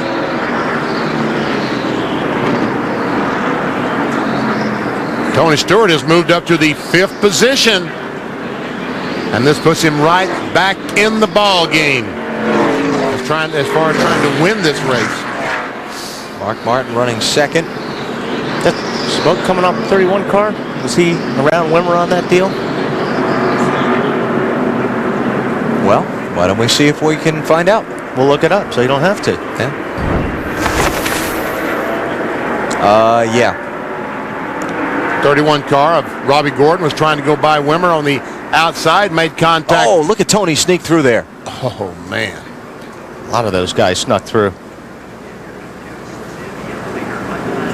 Even though they all came in under green a little while ago, most of the leaders all coming back in now, Dave. And on the last pit stop, Mark Martin specifically asked for scuffed tires. It helps the car, but they don't have enough to go all day long, so this time they have to put on stickers. They will put on the scuffs later when they need them most. Matt? And Tony Stewart in for service. Obviously, 4 tires going to be going on. They've got him up on the wall. Stewart is trying to adjust that race car. Another air pressure adjustment on the stop as Jeff Gooch Patterson puts the second can up. To Snyder. A lot of debate on Jeff Gordon's stop as to whether to take 2 or 4. They decided 4, and a wedge adjustment for Jeff Gordon. Just a little bit loose, and a lot of guys went with that 2-tire decision. And Ryan Newman is having a terrible pit stop. Still working on the left side. Finally, the pit stop is complete. Just checking to see if any of the lead lap cars stayed out and did not pit. I don't see any. Well, we'll check on Rusty Wallace, see what happened there. Did Rusty come in? Rusty came in too. Okay. Another look at what happened between Scott Wimmer and Robbie Gordon. Clear, not clear. In this case, not clear. Well, there looked to be a hole there that Robbie Gordon thought he could get the nose of his car in, and Scott Wimmer came up, contact was made. And he just wasn't clear. And Tony Stewart, the championship leader, just sneaks through.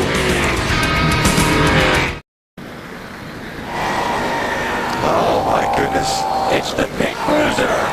It's in Homestead already. Precious alive. I can't believe how many people over the weekend have asked me why the pit cruiser is not here. You know how many people ask me about the pit cruiser? How many? 0. Well, I've had people ask me many.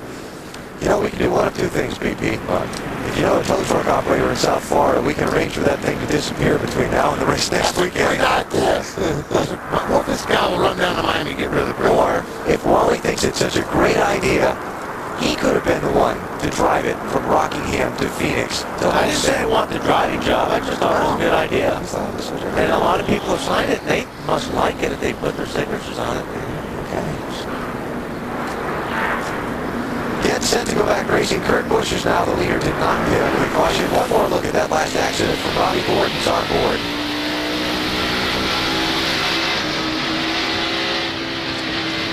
Keep digging. Sorry, I'm on Robbie's side on that one. No, yeah, he wasn't clear. Part of your count. Yeehaw. Whoa, back up clear, Dan. Good job.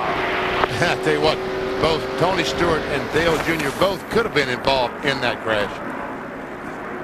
Tonight on Boomtown, find out what happens when a hostage decides to play hero.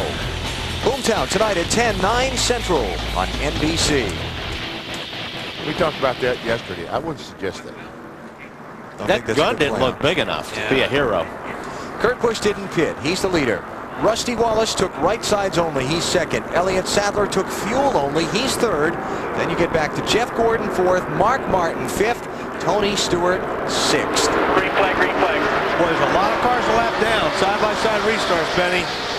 These guys back in 15th. They've got a long way to go. And Tony Stewart started 6th, but obviously he starts about 12th with all these cars a lap down. Up there on the inside scrambling. Steve Park in the 1, Michael Waltrip in the 15. First cars 1 lap down in 22nd and 23rd places.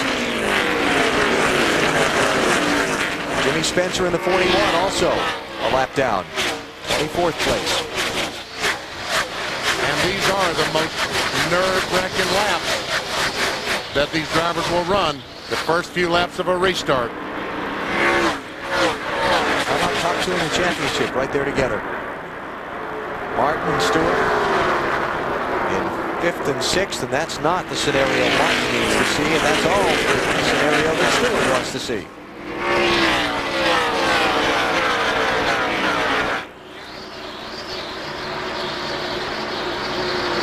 Jeff Gordon peeking under Elliott Sadler, 3rd place here. Tossed the smoke off the right front fender on Elliott Sadler's car, the 21 car, as he entered turn 1.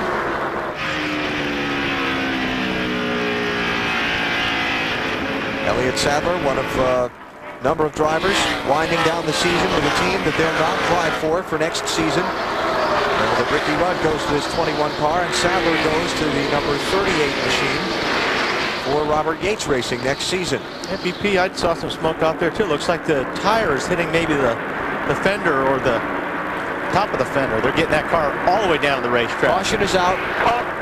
Debris on the front straightaway. Jeff Gordon seeing Michael Waltrip anxious to try and get a lap back, moving aside. I don't think Michael's going to have the time. Kurt Busch will not allow anyone such luxury. Coming up on halfway, and we're back under caution here at Phoenix. Kurt Busch is the race leader. You're watching NASCAR on NBC. They say fans will climb a mountain to see the NASCAR Winston Cup Series, and that's exactly what they've done here in Phoenix. Wally going to the hip to buy those seats for those fans. Not exactly up front, but they can see the greens out. Alan? Nice of you to rejoin us there, Bill. I know, next time you need a break, you don't have to have somebody break your microphone or something. Come on. All right, Kurt Busch is the leader. Rusty Wallace is second. Elliott Sadler is third, worked on by Jeff Gordon. The 1 car and the 15 car are a lap down, not in the mix for the race for the lead. Rusty Wallace at 2 car. When we played that interview we did with Rusty earlier in the week, I think you folks heard the hunger for a victory in Rusty Wallace's voice.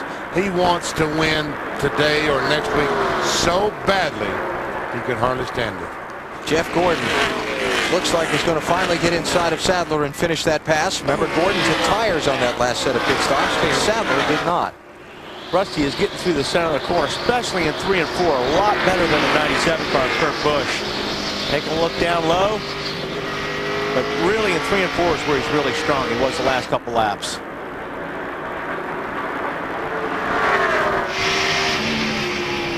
Watch as the 2 car closes up on the back bumper, like Wally talked about. Right there is where he's making that gain.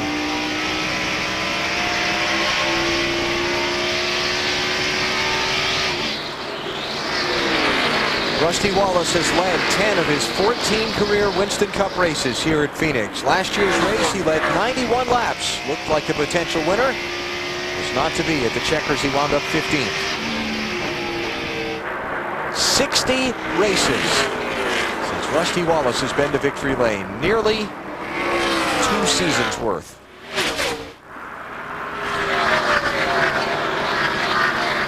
And Rusty, one of the drivers involved in that tight fight for 3rd place in the championship standings. Bill. He's desperate to break the winless streak, but he also still feels he's got a shot at third and maybe more in the championship. Hopeful for more than that, but certainly looking at the top three, Alan. And the thing about Rusty, you mentioned that he's desperate, and we've talked about it for weeks, but the big concern with this team now is that Rusty doesn't overdrive the car, get too aggressive, be too determined, and hurt his own chances. Earlier in the season, they had a talk with Rusty, saying you can't win it on the first lap. At Pocono, Bobby Allison walked up to Rusty, put his finger in his face, and said, "What did I tell you years ago? That it only matters where you're at on the last lap." Rusty fell out early at Pocono, finished 40th. Those thoughts go through his mind and through his team's mind. Bobby Allison has tremendous respect for Rusty Wallace. Rusty, a lot of love for Bobby Allison. When he talks, Rusty listens. And Rusty Wallace right now, Bill, going for the lead. He's getting loose. Oh, baby! And Bill, you talked about overdriving this racetrack. You can do that real easy here at Phoenix because you have to get in the corner so deep. And when you're racing somebody, it's real easy to overdrive the car into the corners. Be patient. Bill Wilburn, crew chief, talking to Rusty Wallace. And Rusty dove down on the inside of the 97 car. Didn't have all the racetrack. Didn't have enough downforce on the back of the car and almost lost control. So that gives Kurt Busch a little clear sailing for the time being in the lead. He's about 3/4 of a second ahead now of Rusty, with Jeff Gordon now trying to close behind Rusty for second place. Remember on Countdown to Green? Showed you their little confrontation in Rockingham last weekend. Jeff's back to that high line. That groove he really likes working for him right now. Rusty's trying to stay on the bottom. In fact, I'm surprised there's not more guys, Benny, running on the apron down in 1 and 2 because of, you know, yesterday everybody was really tight. You hit the apron and it actually rotates the car and helps you turn off. But I'm not seeing too many guys down there just yet. Right in there. Boy, Rusty's just about there. Scott Wimmer was involved in the crash that brought out that last caution, or actually 2 cautions ago now. We had the debris yellow also. Matt Yoakum's with him. And a big disappointment for Scott Wimmer. The team just trying to fix the car to get it on the truck. What happened from your vantage point, Scott? I don't know. I came off before. I thought I gave Robbie Gordon enough room. I don't know if he got loose and just come down to my right rear, turned me in the wall. But not a real good day for the Siemens Dodge. We were hoping to run a little better after winning yesterday, but we'll just fix the car and bring it back next year. They had a lot of confidence and high hopes for today after yesterday's win.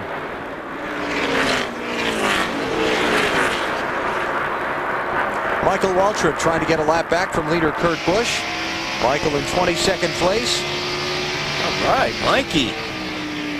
Not giving up on it. Now he is working that high line to perfection while all around this racetrack, talking about Michael Waltrip. So lead lap for the Napa car, hoping for a caution. Kurt Busch leading in the wild, wild west. Break out before you get bumped. When I bounce into the Cisco.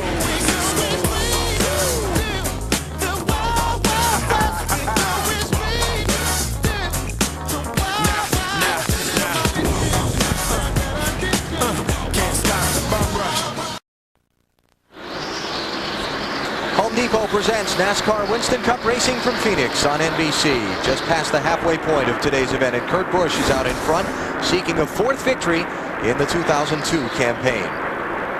Check the Napa field summary just past the midway point of the race. Leaders today, Dale Earnhardt Jr., Kurt Busch, Jeff Gordon, Ryan Newman, Matt Kenseth, and Dave Blaney, with Jr. leading by far the most laps so far. Only cars out of the race, Scott Wimmer from a crash, and Tony Raines went to the garage area a little while ago.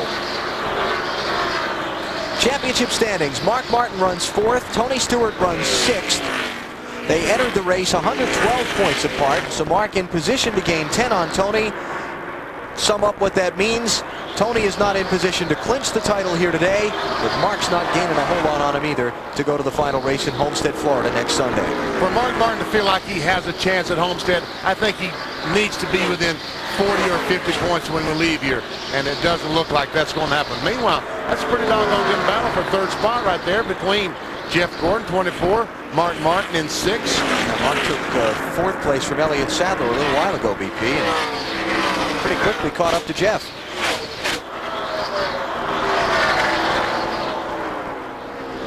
Jeff Gordon is running a very different line than Mark Martin.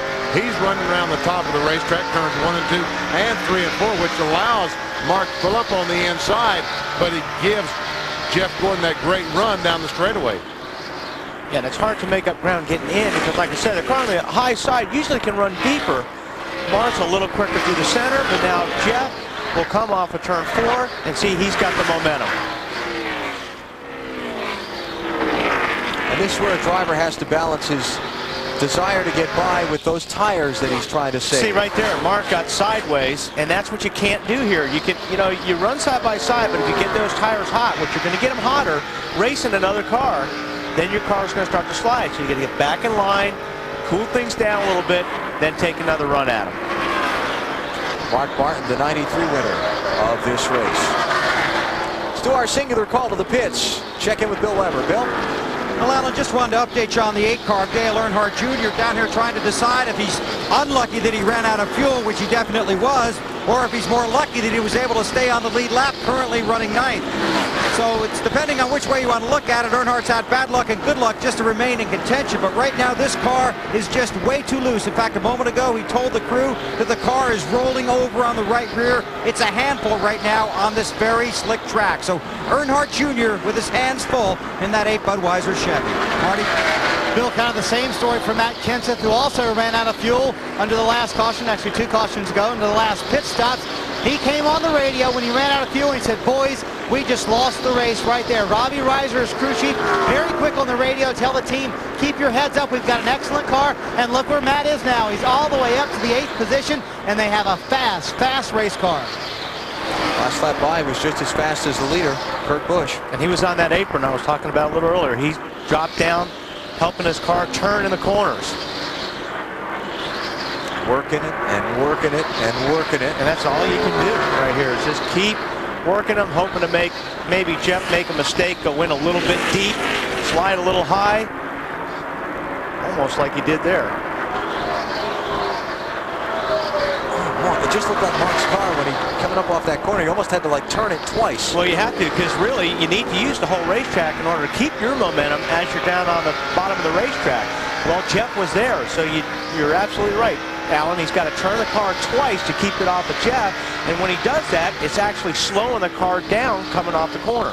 Yeah, they can run through the corner side by side, but when they exit, they need to be in exactly the same spot, about right there. And if Jeff Gordon is out there, Mark Martin not allowed to let his car drift up, it becomes a problem.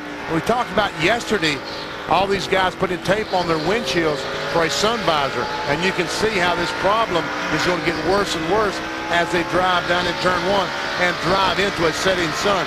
Visibility becomes almost nil. The windshield tear-offs that they use to give the driver a clean view throughout the race have become so important in recent years, especially at places like this. Watch how much of the track disappears right here. And see right here, right up here in this area right here is where the tape is. And that, like yesterday, we put a bunch of tape. We put tape all the way down about that far to help the glare going into turn 1, as Benny was talking about. Mark Martin has a phenomenal record here at Phoenix. 7 top 5 finishes in 14 Winston Cup races. He's certainly in the hunt for another one, running 4th just past halfway today. But unfortunately, he can look up in the rearview mirror and see Tony Stewart, the guy that he's trying to gain points on. Every time he looks up, he's right there. And he said, well, I'm not doing a very good job gaining points today. Wally, you got a ranch, right? Yes. You have any bulls on your ranch? Any bulls? No. No? No bulls, just deer. Thought you might be able to help me with this little announcement about next Sunday's professional bull riding show. Can't help you there. NBC, 4 Eastern Time, the Mohegan Sun Invitational, the world's most daring cowboys trying to handle 2,000 pounds of bulls. That would be plural. Next Sunday, 4 Eastern on NBC. But I really like steak. Does that mean anything? No, I don't think so. It's still hard to believe that they're in Connecticut riding bulls. Well, some people find it hard to believe that there's Winston Cup racing in Phoenix. Been here since 1988. A lot of folks show up each year. Yep. Better than 100,000 here today. There are 78,812 seats at Phoenix International Raceway. They're all full. Plus the hillside up off turn 4. As you see this massive crowd basking in the sun. Kurt Busch is basking in the lead right now, 2.5 up on Rusty Wallace. You're watching NASCAR on NBC.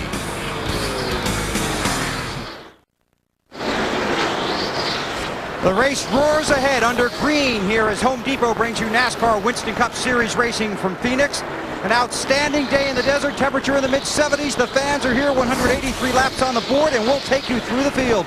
Starting with Kurt Busch, whose car is good. Just a little bit loose right now. They've worked on it all day, but Busch, the race leader, looking for his 4th victory of the season. Rusty Wallace is trying to find the fastest line around this racetrack. So what he's doing, he adjusts his line and has crew chief Bill Wilburn call out the times. Rusty's trying to figure out the line and the times that will get him around the track the quickest. Marty? Bill, in the last stop for Jeff Gordon, at the last minute, Robbie Loomis said, hey, put a 1.5 wedges in the left side. That was the wrong decision. Now the car has gotten too tight for Gordon. Loose in the middle, tied off. They're fighting that problem, Matt. Mark Martin, the second highest placed Roush car, looking for his 2nd Phoenix win. On his last stop, they didn't make any adjustments. 4 laps to go, Mark Martin reported to his team, the car has gone to the tight side, Marty. Matt, what a terrific day for Elliott Sadler and his team. They started 15th. They are up to the 5th position. Remember, they had that front end problem a little bit earlier with the front end alignment, made the car tight. Those guys have worked so hard on that car, it's now free, just the way he wants it, Bill. Tony Stewart, the leader in the championship standings, started off with a tight race car yesterday in happy hour. They worked on it, tried to fix it, couldn't get it done. They worked on it overnight mentally, then made small adjustments to the car this morning, and now Stewart running 6th, trying to earn his 1st Winston Cup championship.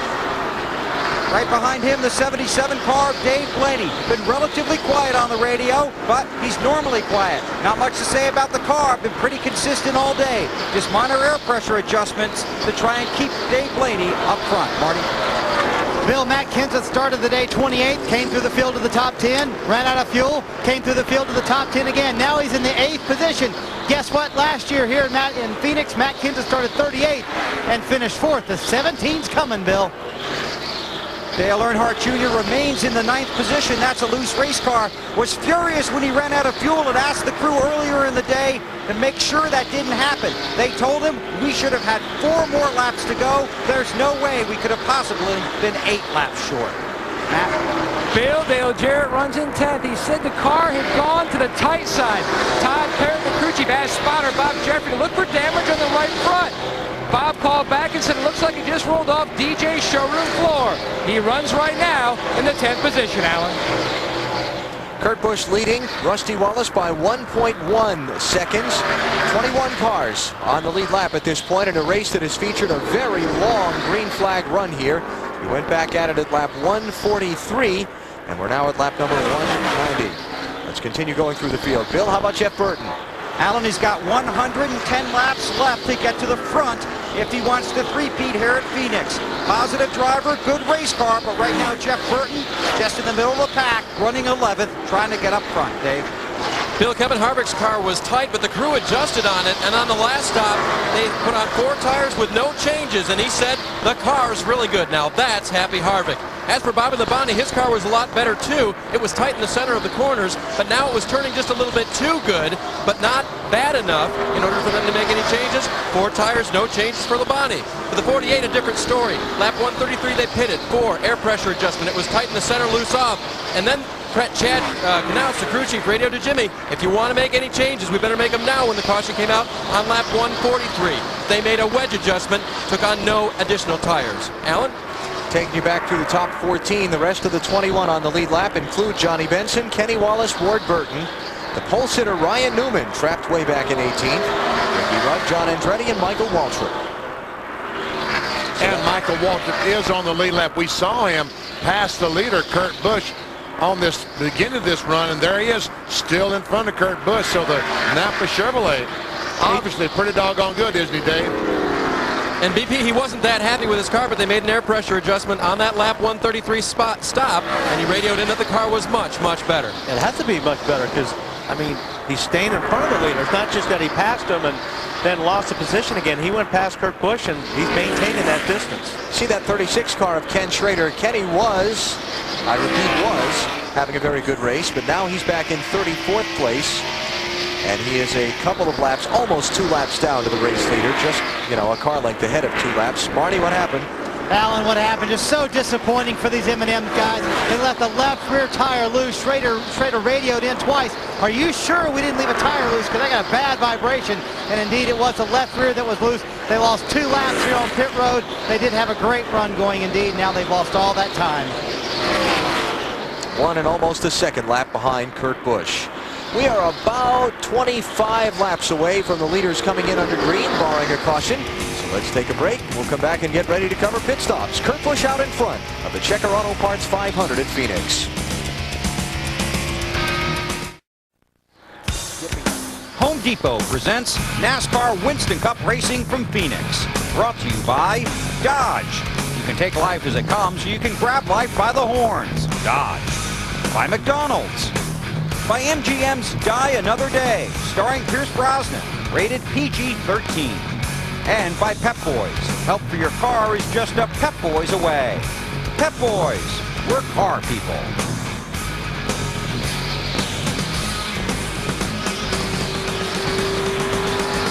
Two-thirds of the way through today's race at Phoenix, and Kurt Busch is out in front of Rusty Wallace by 1.7 seconds. Fighting Irish back on NBC November 23rd, taking on Rutgers.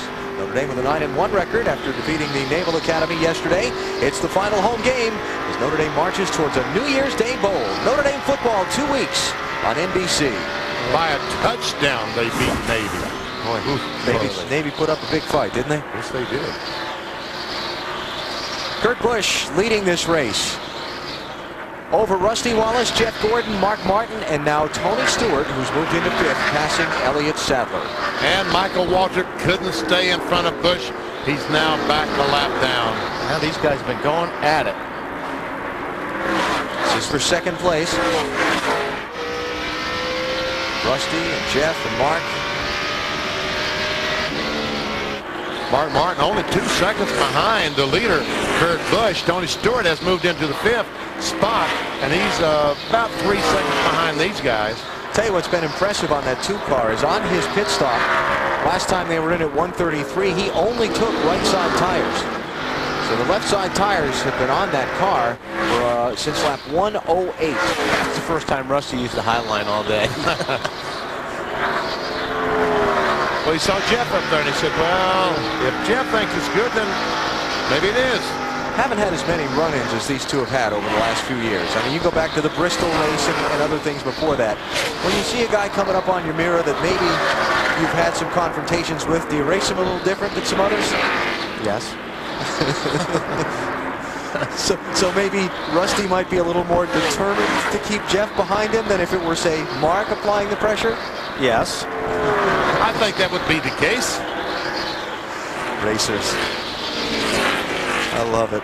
By the way, I just want you to know, since you were busy yesterday, I had great fun when NASCAR issued the warning for you to calm down yesterday when you were bouncing fenders with people. Well, as you guys know in the booth, we had radio difficulties, and that message never got to me.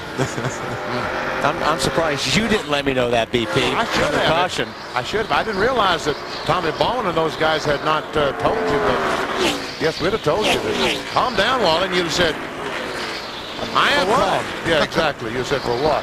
I understand it was in great fun, but certainly not unexpected. What do you mean by that? Well, bouncing fenders with people and being a little aggressive would certainly fit your personality. Thank you, Alan. That was a left-handed compliment, I believe. Lesson there, don't let Wally drive the rent-a-car when he leaves the racetrack. And they don't. No. He sits in the back, minds his own business. Oh. This is what we were talking about yesterday. Wally's in the 6 car. Let's see, a little lap car tangle there, little pit road shuffle here. You haven't seen this yet, have you? Wow, no. That was close. Yeah. Wally banging fenders with the 19. Now, Wally got into it with Kerry Earnhardt a couple times. Kerry Earnhardt gets in the left rear, so Wally says, Kerry, you shouldn't knock me out of the way to take the spot. So, ooh, that was a great save, by the way, trying to keep from crashing the 24 car. Wow, that was closer than I even thought. Yes. The action was happening all around you. I was talking to Jeff Green about that this morning. I said, I looked up and saw you guys doored in my mirror. But it was close. But we were proud of you. And we did confirm that the 18 car lost his brakes going down in turn 1 and started running in the back of the cars, Jeff Green and the 33 car of Tony Raines. And it's a good thing, I know Jeff probably doesn't feel this way, but it's a good thing he was there, because if Mike would have hit that wall without hitting one of those guys, he would have hit that wall a ton. Actually, he does feel that way. Both Benny and I were talking with him this morning, and he said that very thing. He said, I didn't want to tear up a race car, but we can rebuild the race car. Mike could have got hurt if he hit the wall with no brakes. Boy, this is a great battle. Jeff Gordon has gotten by Rusty Wallace. Now Mark has gotten by Rusty. Tires finally giving up. So Jeff Gordon to second, Mark Martin to third, Rusty Wallace to fourth, and Tony Stewart hanging in there in fifth, a couple of seconds farther behind them. But you know what? Those tires took a lot longer to have a problem, I think, than I thought. I mean, what was that? Would you say, Alan, 130 something? 108 was when the marks have been on Rusty's car. Man, that's a long time. So if it came right down to a 40 or 50 lap run, maybe at the end, that might be a good move. Just take 2 tires. Rusty running now in fourth position behind Kurt Busch. Green flag pit stops are coming up. We'll come back for them. You're watching NASCAR on NBC. Lap 2:15 just on the board at Phoenix. Kurt Busch is in the lead currently, and time is running out for his teammate Mark Martin to win the 2002 Winston Cup Championship. But whether he wins it or not, it's been truly an amazing year for Roush Racing. The Roush 2002 success story started early and includes the great story of second-year driver Kurt Busch, who has now won 3 times. And of course, Mark Martin has won once this year, but he's still in contention for that big championship trophy. And there's also Matt Kenseth with 4 wins this season. All told, Roush Racing has 8 wins this year. And you include the Busch Series championship yesterday with Greg Biffle, and the possibility of winning the championship next week, next Sunday even. And Jack Roush's plane crash in Alabama. It's been a remarkable year for Jack Roush and all the people that work for him. Yeah, the fact that Jack Roush is even here is the most remarkable thing. There's the leader, Kurt Busch. A lower 2.5 seconds in front of Jeff Gordon, Mark Martin, Rusty Wallace. Kurt Busch trying to make it 3 for 4 after back-to-back wins at Martinsville and Atlanta. Finished third at Rockingham last Sunday. 750 winning percentage in Winston Cup Racing's awfully good at any stretch of a season. It's out in front by 2.5 seconds on Jeff Gordon. Remember that Kurt did not stop under that last caution at 133. He was the only one who stayed out, so he last pitted at lap 120. All right, here we go. Battle for the second spot. Mark Martin is there on the inside, but Jeff Gordon likes that high line. Michael Waltrip's car is there. That is close.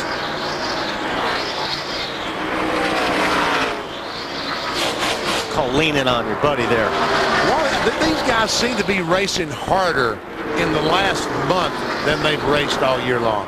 I mean, these guys, you know, sometimes we've seen Jeff Gordon in that situation, back up, let Mark Martin go. They don't do that anymore. No, they race. Well, especially that guy in the 6 car. He knows he's got to race as hard as he can. And he's showing it today. Mark Martin needing to gain ground on Tony Stewart in the championship. And here comes the leader, Kurt Busch, onto pit road. Remember, I just talked about how long it had been since he stopped. Now, Kurt can make it from here to the checkers on fuel, considering how far he's just run. So, Bill, this could be the final pit stop for the 97 today. Absolutely right, Alan. If it stays green, they will not stop again. The car started out free, has stayed that way. Kurt thinks that the track is tightening up. He just wants 4 tires and fuel, no major changes to the car. So Kurt Busch looking for another win. Just up pit road in front of him now, Dale Earnhardt Jr. pulls into his pit stall. They go to work on the right side. This will be 4 tires and fuel and a track bar adjustment for Jr., who might have lost this race when he ran out of fuel. He's never had the same car since, trying to fight his way back to the front. He's on his way. It's going to get busy down here. Yeah, sure is, because now that some of the leaders have made a move for fresh tires, they're going to be faster, and you're going to need to get back out and get your tires quick, Bill. Dave Blaney getting tires and fuel. His car has been very strong, very consistent throughout the day. This is 4 tires. They've already got the rights on, around to the left, trying to get Blaney a strong finish. Matt, Marty. Bill, what a wonderful run for Elliott Sadler and this team in the 8th position right now. A little bit free. He said, don't mess with the chassis. Best he's finished before today in Phoenix is 27th. They're on the track to do much better than that today. A lot of people have been keeping an eye on the 44 car. Christian Fittipaldi had slowed down the back straightaway, but he has made it back to pit road. We will stay under the green flag. Almost like he ran out of gasoline in that 44 car, but here comes Tony Stewart, Matt Kenseth, Rusty Wallace, all down pit road, fuel and tires. Dale Jarrett's in, Terry Labonte's in, Bobby Labonte's in, and Bill Weber's got the championship leader. Well, this will be a big stop for these guys. They may not win the championship today, but they can take a big step toward locking it up. The car's been tight all day. Got a little freer, Tony told him just before he came down pit road.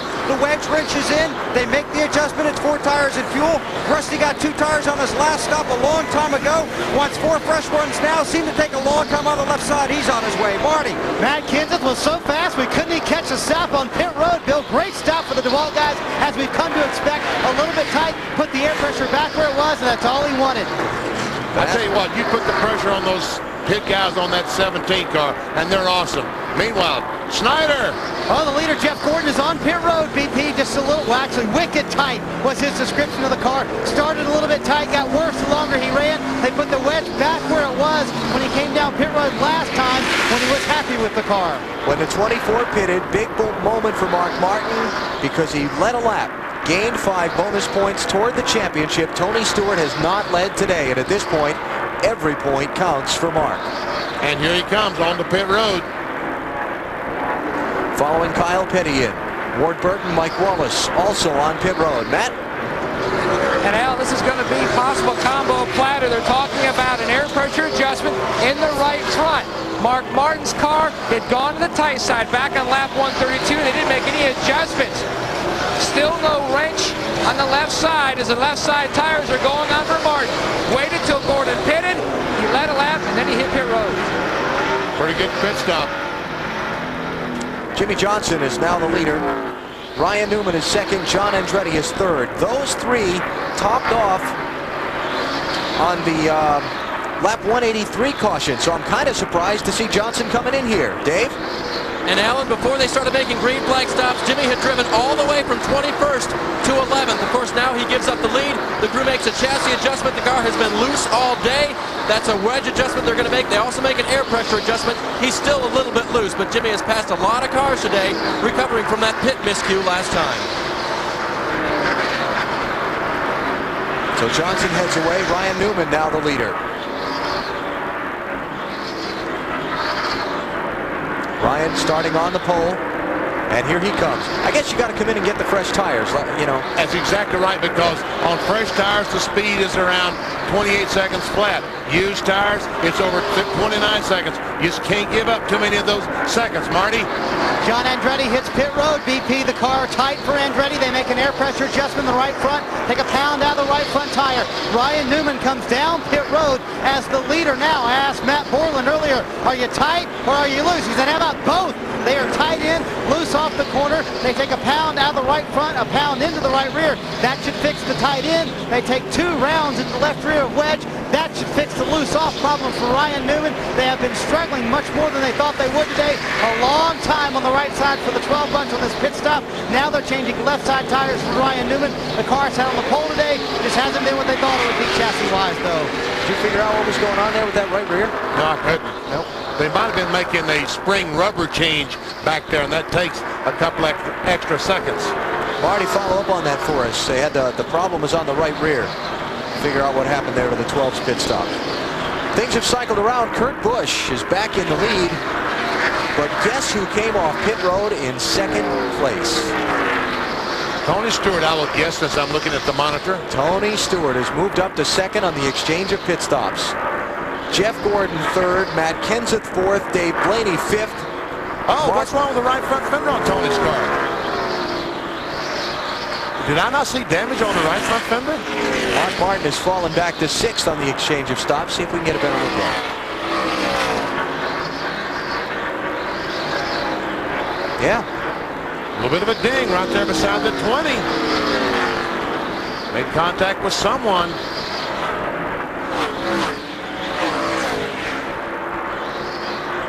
So Tony Stewart, the championship leader, gaining spots on his pit stop, but picking up a wrinkle somewhere along the way. Meantime, advantage Stewart as Martin has fallen back to sixth. Just those few extra laps that Mark ran on those old tires, and there he is coming through, trying to plow through some heavy traffic as he and Rusty Wallace in the 2-car try to get through Kyle Petty and whoever that other car was, Joe Nemechek.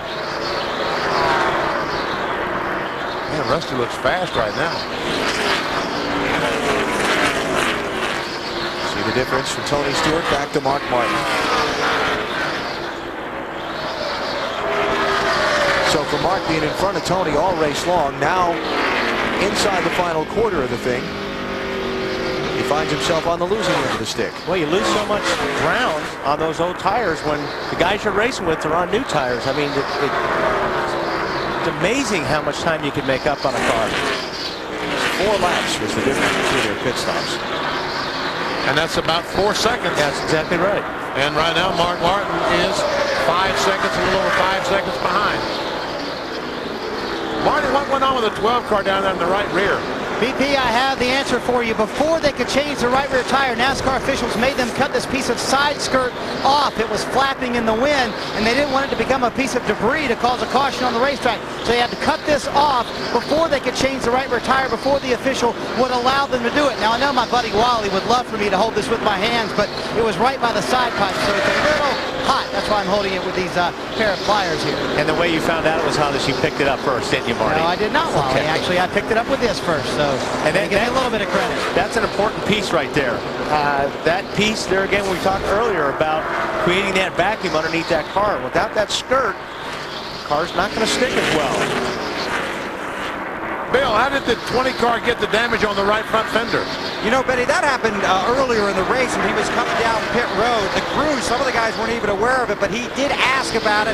They said it didn't look that bad, and he hasn't complained about it since. So not a big deal, something that happened earlier in the race, we believe, in a pit road incident, because he said something when he was coming down pit road, like, here we go again, because he had that incident a couple of races ago. But no big deal right now for the 20. Yeah, he's lucky he didn't get into the ductwork or anything there. The brake openings and everything are lower than where that damage is, so that shouldn't affect him too much. But obviously Tony, it hasn't. I don't think Tony's as good right now as he was, because we saw Jeff Gordon drive by him.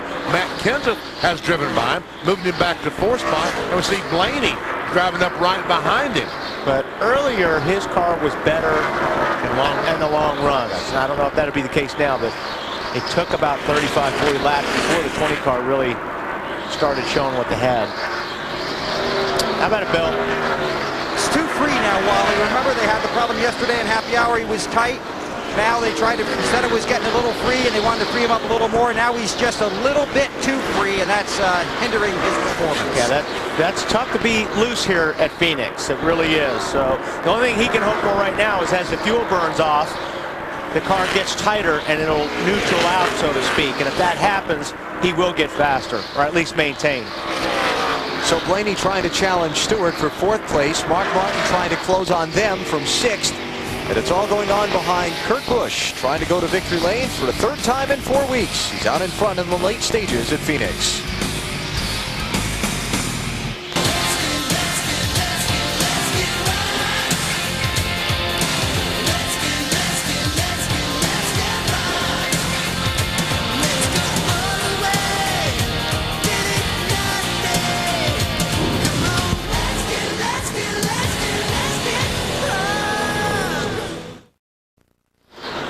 You haven't missed a thing. Kurt Busch continues to lead here at Phoenix, looking for his 4th win of the season. Out front here in the, which we all were approaching the closing laps, 245 of the 312 in the book. Busch is up front, but the story is a little deeper in the field. Jeff Gordon's chasing the 97. But Tony Stewart and Mark Martin in that championship battle. Martin currently running 8th on the racetrack, trying to work his way around Dave Blaney. Update that up to 5th on the racetrack. But the story involves Tony Stewart, who is slipping backwards in the field. Came in leading the championship standings, had a car that was tight most of the day.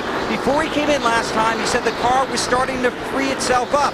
So they helped it at his request and freed it up a little bit more with a chassis adjustment. Just a few laps ago, he radioed in, "Sorry guys, it's way too free now, the car too loose, it's my fault."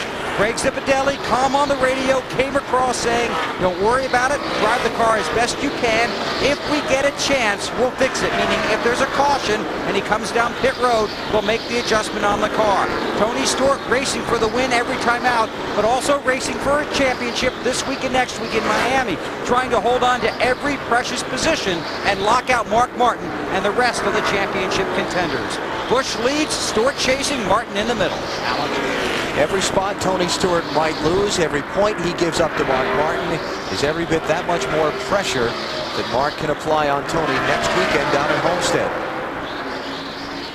112 is the gap to start the day. And Mark trying to narrow that a little more if he can get by Dave Blaney for 4th. That's 5 points. If he can just get by that 77 car, Blaney.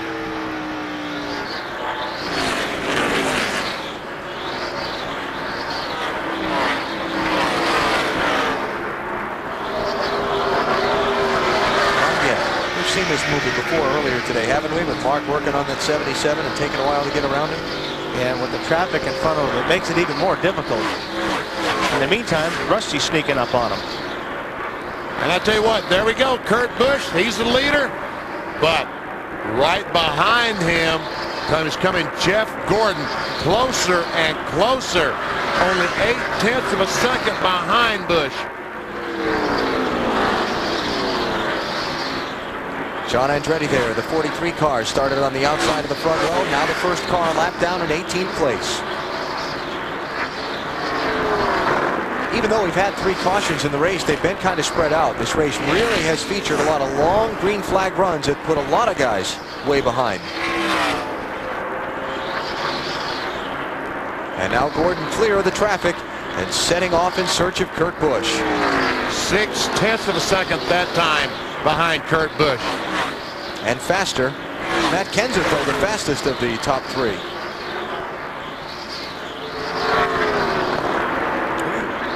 that the rev limiter I heard? Sure sounded like it.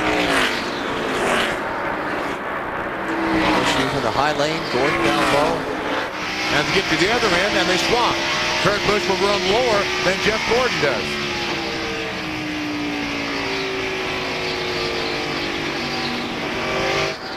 That time they almost mirrored each other. 0.5 of a second, 1/2 second. Damn it, you don't ever tell me nothing, Ben. Mark Martin wanting to know something that he's not finding out. That's not finding out. Bill, what's happening with Kurt Busch? The car's good, Benny, but what's going on here is a lot of teamwork. His spotter is telling him where the 24 is running on the racetrack and where he's fastest, and then the guys down here in the pit stall are calling out the times. So Busch is driving the race car, spotter's watching the competition, crew is watching the clock. And you just saw that, folks. Mark Martin has gotten by Dave Blaney. He's moved into the 4th position. Gained 5 more points on that championship battle. You know, talked about earlier in the day, Mark Martin kind of being very frank and wearing his emotions on his sleeve. That happens when he's behind the wheel of the race car, too. And I'm sure if you're Ben Leslie as crew chief, you have to understand a little bit of where that emotion's coming from during the race. But I think everybody's like that. Every driver is like that. Once you get behind the wheel and you're out there doing your business, you're driving these race cars angry. And that emotion comes through on the radio. It's unbelievable what adrenaline does to a human being. And these drivers right now, as Rusty Wallace is going by Dave Blaney, the adrenaline surge in these drivers right now is as high as anyone gets. and it's just incredible what it does to you. Dave, how about Mark Martin? Well, Alan, remember earlier in the race they put out a set of scuffed tires that Mark said were the best that he's had on the car. They only had one set left. That's the set that's on there now. It's working incredibly well, and the report from the crew is that they can make it to the end on fuel. Getting around the Mike Skinner car, the 4. Skinner is in 25th place now. You know, we talked about the championship standings and gaining points. If you're not familiar with how the NASCAR Winston Cup system works, you get points for every finishing position in every race. The winner of the race gets 175 points. It goes down by 5-point increments, back through 6th place, then 4-point increments, back through 11th place, then 3-point increments, all the way back through the end of the field in 43rd place. Trouble turn 3, got a car on the wall. Christian Fittipaldi is damaged. Against the wall in the middle of 3 and 4, Mark. Big crash. Let a couple runs out. Car shut down in the right rear wheel, 2 in the right rear. I tell you what, NASCAR, and we see a lot of cars getting a lap back. John Andretti, Kevin Harvick. NASCAR officials will tell Christian Fittipaldi not to. I was going to say so quickly start getting out of that car. You're right. Unless you're on fire, you do not want to unbuckle when there's cars still coming around to get the caution. Because if somebody slips, if it was oil or something, and would have wound up in that car, it would have been very bad. Christian Fittipaldi making his first NASCAR Winston Cup start. Former star on the CART Championship Car Series. His day will come up shy of the finish.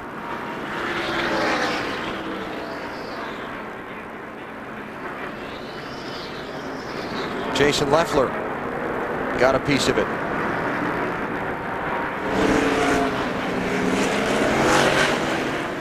Yes, you did that. He's looking and said, you mean I did all that damage? Didn't feel like it was that much damage. 4 tires, 2 rounds down in the right rear. Come on, guys. Mark Martin's radio. 5, Dave? 4. You heard the adjustments, Alan. Scott Kurtz will put that wrench in. He's the catch can man. He reaches over now. He puts the wrench in, and they will turn it 2 rounds to give Mark the adjustment he wants on that chassis. Hopefully the adjustment that will take him to the end. Bill. Kurt Busch is just a little loose.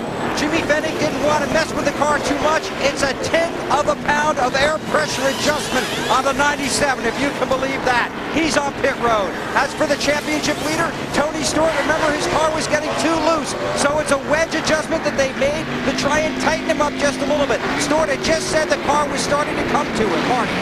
Jeff Gordon already away. Bill was 4 tires. He said, I want a little more of what you just gave me around in the right rear to loosen him up just a little bit. But Matt Kenseth went with 2 tires and won the race off pit road. And I think Rusty Wallace did the same, Marty.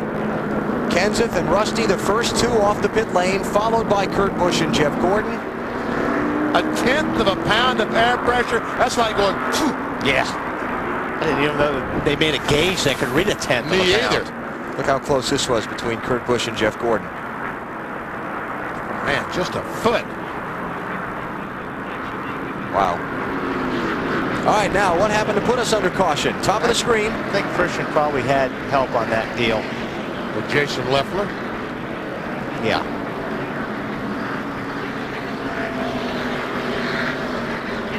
Welcome to NASCAR. Man. Big lick. Listen, watch that. Here he comes.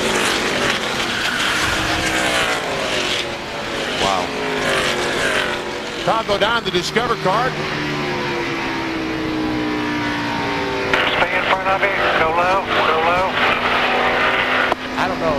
Attaboy, Richard. You're right on the ball there, buddy. Spotter for a 26 car, Richard Boston. I don't know if Jason slid up the racetrack. He was awfully high to have a car on the outside of there. So under caution here at Phoenix. 2 tires for Matt Kenseth. He's off pit road first.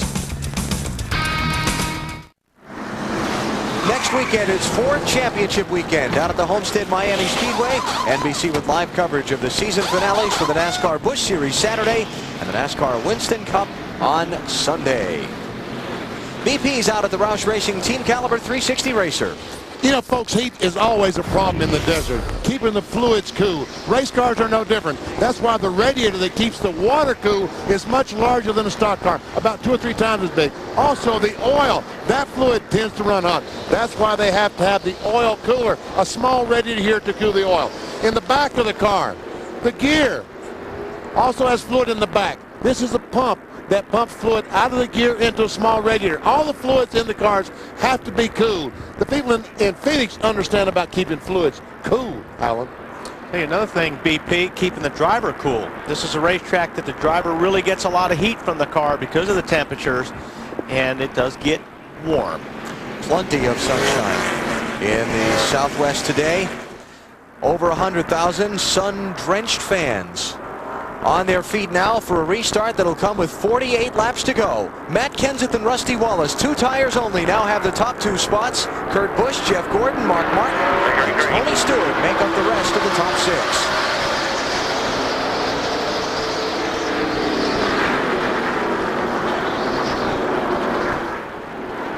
18 cars on the lead lap, so a lot of guys down in that inside lane below the lead lap cars for the restart.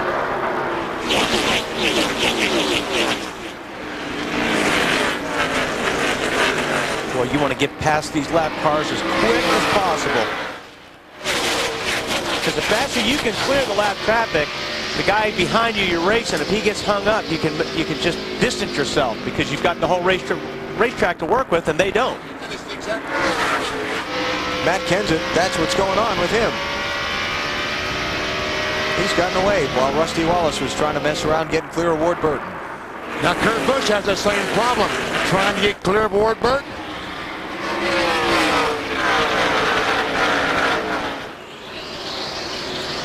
See Jeff Gordon trying to come through, and Ryan Newman, 12 car, not on the lead lap, has jumped up there between Kurt Busch and Jeff Gordon. Wally, what do you think? 2 tires.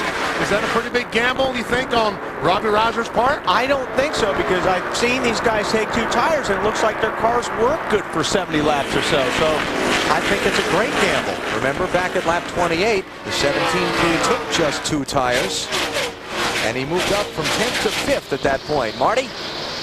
That's one of their points, Alan, and he's now set sail. Robbie Reiser, why just 2 tires? Well, you know, it's probably our only shot here to get some track position and try to win this thing. So we put 2 tires on earlier, and it ran even better than what it did on 4. So why not roll the dice and go for it? If we lose because of 2 tires, it ain't because we didn't try. He said earlier, hey, we ran this kid out of gas. He's lucky to be on the lead lap. We're going to go for the win. We got nothing to lose. Bill? Jimmy Fennig, crew chief for Kurt Busch. How good is that car, and how much can a 1/10 of a pound of air pressure change help it? Well, the car was pretty good, but we need a little bit more forward bite, so we had to make a change, you know. So we just did a little bit, so we'll just see what happens here. A tenth of a pound? Like I say, just a little bit, because the car was pretty good. I think that's all about driver confidence. His driver wanted to hear he was making a change. It was a 10th. Yeah, I was going to go look at that gauge at Homestead next week to look. I think what Jimmy's saying is that they just took a little bit out, just a tiny bit. Here you see Jeff Gordon is working over that 12 car, and I'm sure Jeff's a little frustrated right now because that 12 car is a lap down. Troubles for Bobby Labonte. Off the pace, was in 12th place. And if something's broken mechanically on that car, that's going to make some Joe Gibbs Racing people nervous. Yes, because Joe Gibbs also owns the 20 car that Tony Stewart right now has in 6th place. That car, the 20 Home Depot car. Bobby Labonte slow on the apron in between 3 and 4, but he will make it back around to the pit road. And you see the gap from the championship leader up to Matt Kenseth. Gordon did clear the 12 car Newman. Newman gave him a break there coming off of turn 2. Bobby Labonte has taken his car to the garage. Those guys are really down on the apron now, BP. And I don't understand why Tony's down on the apron. If his car's loose. Well, here's something we haven't seen in a while. Junior passing somebody. Dale Earnhardt Jr., that 8 car that was so fast earlier on, moves into the 7th position. But he's 5 seconds behind Matt Kenseth. Can he get to all these cars and get to Kenseth? Even though we know he's very, very fast. Junior led this race from lap 7 to lap 117, with the exception of a couple laps on an exchange of pit stops. Then they ran it out of fuel under the green flag. He fell back at that point at lap 117 to 13 seconds behind the leader, and he's not really been heard from since. And you see Tony Stewart pointing Earnhardt by there down the backstretch. Tony put his finger out the window and said, go ahead and take me down on the bottom. Because right now, Tony Stewart's back in 7th position. That's not too bad, considering that Mark Martin is only in 5th spot. But what he doesn't want is just someone in their hurry to make contact and spin him like Christian Fittipaldi a moment ago. That could be disaster for Tony Stewart. And he's not losing much in 7th place with Mark just running in 5th. So he's in very comfortable stead where the championship is concerned. 3rd place here.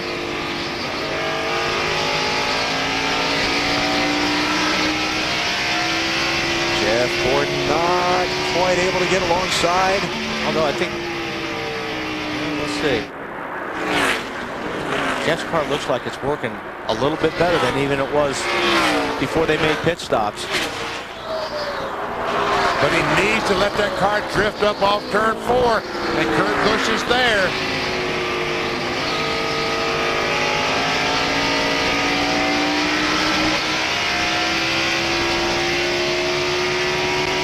Got to be careful not to drive in too deep, especially when you're down on the bottom, because if you go in a little bit too deep, you wind up right in the guy's door on the outside. Behind them, Tony Stewart just gave up 7th spot to Dave Blaney in the yellow 77. Tony back to 8th, Dale Jarrett behind him next.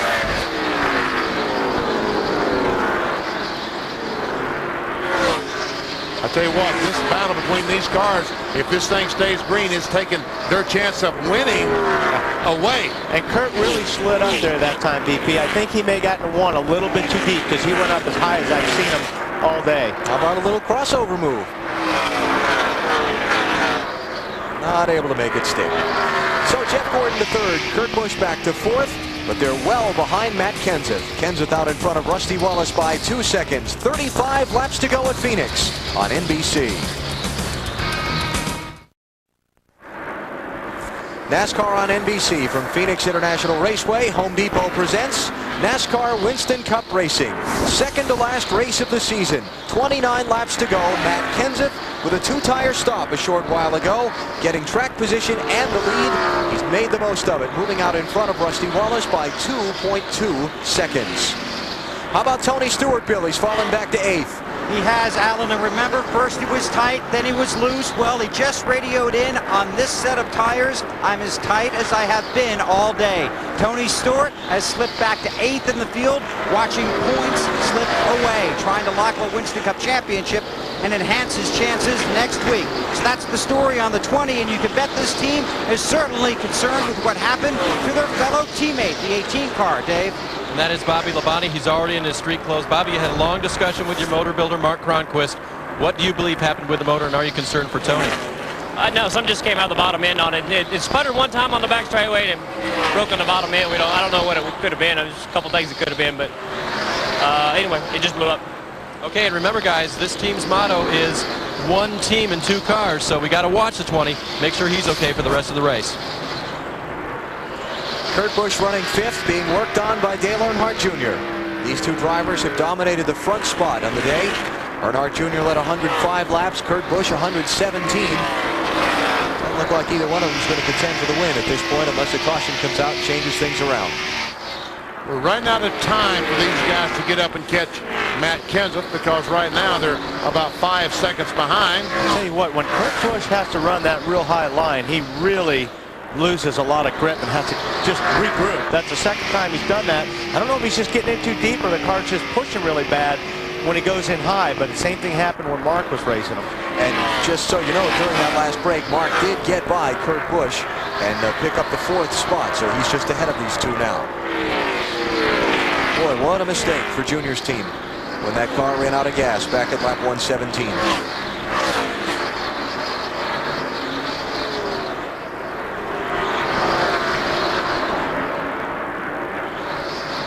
Christian Fittipaldi involved in an accident a short time ago. Dave Burns is with him. Christian, you were just released from the medical center. How are you feeling? And tell us about the incident. Okay. Had a carbon seat inside the car, and I guess that helped me a lot. It was a pretty big hit. Number 7 was down the inside. I was a couple of laps because I had run out of fuel. So we were a couple of laps down. I just wanted to finish the race, and I don't know if he got distracted or something. He just ran into the back of me, spun me, and I went straight into the wall backwards. We're glad you're okay. Remember, Christian mentioned the carbon seat. The Petty's one of only a couple of teams that are running a new design carbon fiber seat, and Christian credits it. Fittipaldi joining Bobby Labonte, Scott Wimmer, and Tony Raines. Only 4 drivers out of this one. Haven't talked much about DJ today, BP, but he's having a good solid run. Yeah, he's 9th spot, and he's about a half second behind Tony Stewart. Let's go on board with him. Let's check the visibility as we go on board the UPS car. Ooh, DJ's tight. Let's go down to turn 1 and drive into that setting sun and see if it's a problem. Oh, now we can see fine now. Fine. There looks like fluid was hitting his windshield there, BP, off whoever's that car is in front of him. That's Tony Stewart. Could have swore I saw some spray coming on the windshield. Matt, what is it in the 88 pit? Benny, he's been tight most of the afternoon. In fact, DJ told Todd Parrott, his crew chief, I can give up a little on the off. You just need to help me in the center. It's just extremely too tight. They made both a track bar and wedge adjustment on his last stop. It's helped a little, but not a lot. Yeah, just riding with him there a while ago in the turn 3. You see, right when he gets to the center, the car moves up about a lane and a half. And he's got to wait on that. That's where you say diamond the racetrack. That's where you go in low, the car drifts to the center, you wait till it stops sliding, then you bring the car back down and get on the gas. Dale Jarrett, the 97 winner of this race here in Phoenix, had a problem early in that race, got a lap down, and under green made up the lap, passed the entire field, and one going away. Visibility is not too bad. Doesn't seem to have worsened any since we saw before. I'm not sure those big grandstands down there in 1 and 2 hasn't helped that sun. I really do believe that's the situation right there. Dave Blaney trying to move up. Trying to get 6th place from Kurt Busch. That 10th pound of air pressure that they made, that adjustment they made the 97 car, whatever happened, it just is not the same car it was before they made that pit stop. Kurt Busch will end the day having led the most laps in this race. Oh, baby. And that was what I was talking about earlier. If that car on the bottom goes in too deep, you just wind up sliding into the car above you. And that's exactly what happened to Dave. He ran in there a little bit too hard, trying to pass the 97 car. And now he better let the 97 driver calm down before he tries to pass him again. Yeah, absolutely. So that settles down in 6th and 7th. Try it on the high side. Good day for Roush Racing. 11th is their worst entry. And that's the guy that won the race the last 2 years. Yeah. Jeff Burton. Plus the NASCAR Busch Series championship clinch yesterday here. All told, not too bad. Not too bad.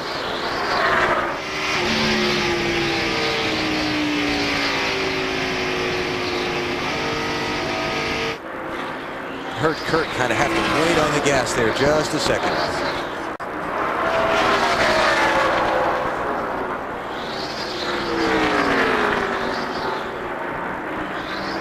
All right, now he's going to try him again. Yeah, but he's going to be a little bit more careful this time, I guarantee you.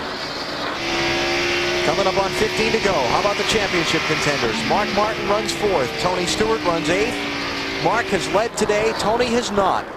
112 will become 89 if they finish now, heading to the season's final race next Sunday, just south of Miami. Unfortunately, Mark Martin is going to say, now if we could just subtract 25 points from that, 89, that would be, that would be really good. That was where we were last Sunday, 87 when the checkered flag fell. But then, the tech line problems. The penalty that cost Mark Martin's team 25 points. How about the 3rd through 7th place in the championship that we've been talking about today? Whoa. Look at this. Tight. Man. And there's some serious bucks separating some of those positions, too. Rusty Wallace is 8 behind Kurt Busch, and he and Johnson are tied right now. Jeff Gordon's 1 back. Ryan Newman 23 back. Just go 3rd from 7th there, Alan. Wow. See what that is. That's only 23 points, but that's 4 spots. I'm flipping through my record book trying to get to the page there. Let's see. 3rd pays $1,050,000. 7th pays $550,000. So there you have it. $500,000. That's all. About $100,000 a spot in there. Not that the money has anything to do with it, of course. No, not with you drivers. Check this out. Where you start doesn't necessarily matter in these races anymore. Matt Kenseth in particular. His victories this season and his career never started farther forward than 20th. And today, 28th. Yeah. And here's an interesting stat, BP. Remember how Robbie Reiser talked about when they changed 2 tires, the first time the car ran faster than it did on 4?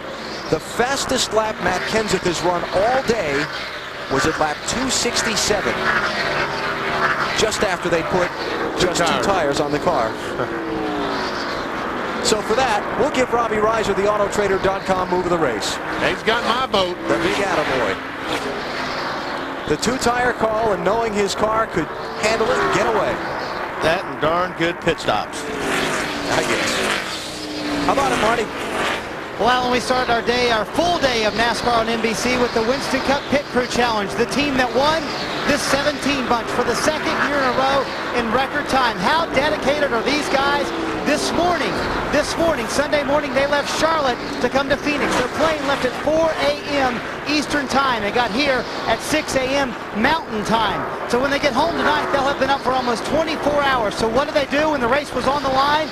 They delivered a 6.3 second 2-tire stop. How many times have these guys on this DeWalt team put Matt in a position to win a race, and they've done it again today?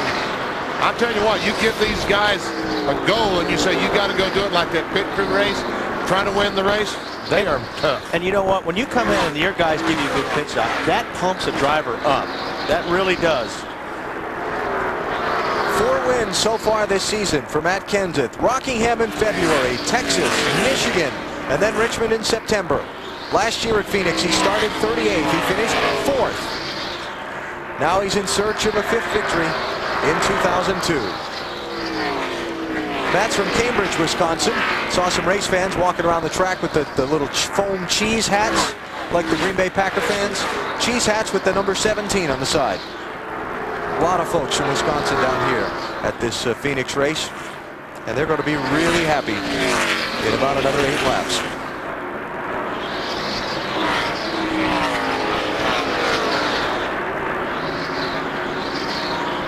I see Rusty Wallace, and I tell you, this is going to be tough for Rusty to handle, to be this close, less than 2 seconds behind Matt Kenseth, that victory that he wants so badly. For Rusty, it's going to be the 4th time this season he will have finished 2nd if he hangs on. Yeah, if he hangs on. Jeff Gordon trying to close. He's coming fast. And right behind Jeff Gordon is Mark Martin, who's running very well right now. We see the Viagra car right there. Mark comes into the picture. Mark told us he couldn't drive any harder than he does. If he did, he'd crash. He's on the edge now. He's had a fine day. Going to finish in 4th. Will gain points on Tony Stewart and keep from being closed out today. He'll send it to Homestead next Sunday. And what might have been for the Budwagon? A great comeback for Dale Earnhardt Jr. and his crew to come back and be running in 5th with just a handful of laps to go. But you're right, what might have been. Lap 117 ran out of gas while leading. Fell 13 seconds behind, never recovered. I guess they'll be disappointed with 6th, Kurt Busch and his team. Oh, yes, very much so. But I don't think Dave Blaney will be too terribly disappointed with 7th. No, because they have been competitive. They've been in position at the right situation. They could run in the top 5 today. He won off his career best Winston Cup finish, which is a trio of 6th place runs. And for Tony Stewart, Disappointed that he didn't win the race, as always. That's a given with Tony. But in the big picture, if he finishes 8th today, he'll go to Homestead in very comfortable shape to try and win the NASCAR Winston Cup title, a track that he has won 2 of the 3 Winston Cup races that have ever been run there. And remember, guys, those points we just saw on the screen, that doesn't mean anything until post-race inspection. We found that out last week at Rockingham. Yes, we did. Matt Kenseth coming to 2 to go. The 2000 NASCAR Winston Cup Rookie of the Year edged out Dale Earnhardt Jr. for that honor. Finished 6th in his first ever Winston Cup race. Came back in 1998, substituting for Bill Elliott up in Dover, Delaware. Now he's 2 miles from his 5th checkered flag of the season. That'd be a big day for his sponsor, huh? He gave away $1 million earlier today. That guy, John Smith from Delaware, Ohio, in some contest just prior to the race, won $1 million. I know, that's right. There's Katie, Matt's wife, watching on. White flag. Down to the final mile for Matt Kenseth. Matt will be the 13th different winner in 15 Winston Cup races here at Phoenix. The 3rd Roush Racing driver to take a checkered flag in that group here. Mark Martin, Jeff Burton are the others. Kenseth will have led 55 of the 312 laps. The 2-tire call at lap 259, the key to victory. Kenseth got away after the final restart and picks up his 5th win of 2002. Matt Kenseth, the winner at Phoenix. Good job, guys. Great pit stop. If you wouldn't have got me out in front of the 2, we probably wouldn't have won. Great job figuring the fuel mileage run. Good job, guys. They won the Pit Crew Championship a week ago. They made the winning pit stop today. Matt Kenseth has taken the Checker Auto Parts 500 at Phoenix. And Rusty Wallace said, congratulations, you dirty dog, you. For Mark Martin, a 4th place finish. Disappointed that he didn't win, but he's extended the championship down to the race in Homestead next Sunday and closed the gap on Tony Stewart. Marty? Robbie Reiser, your car started 20th. You came up to the front, you ran him out of fuel, you went back, you came up to the front again. Can you do that again for me? No. Why not? That was impressive. I'll tell you what, we got a great driver and a great race team, and that's all I can say about it. The guys back at Roush Racing built us a heck of a race car, and Matt did a great job, and the guys over the wall kept us in this thing. I kept digging to put us back up front and win this thing. Great job by them. Very impressive, and this is the 2nd time this car has won, and it's won both times it's run, Alan. I think I'd bring that car a lot. Yeah. Maybe next weekend. I think I'd go home and take that car right on down to Miami. Matt Kenseth, Cambridge, Wisconsin. 6th career NASCAR Winston Cup win. He'll be headed to victory lane, giving Jack Roush yet another trophy in 2002. Mark Martin, valiant effort today. Led a lap, got the bonus points for that. Hard-fought 4th place finish. And the gap between Mark and Tony Stewart now, Dave, just 89 points heading to the season's final race. And Mark Martin exits the car now getting a cool drink and a rag, and obviously worked very, very hard today. Mark, on the way in, you were very complimentary to your crew. You couldn't win. Where was the car lacking? Track position mostly. We had a good car. It was good enough to win if we could have been out front, but we couldn't do the things that we needed to get out front and then have a car to win. So just one of those even up days. 17 never passed us all day, but he hung around there with us and did great pit strategy at the end. We did our best.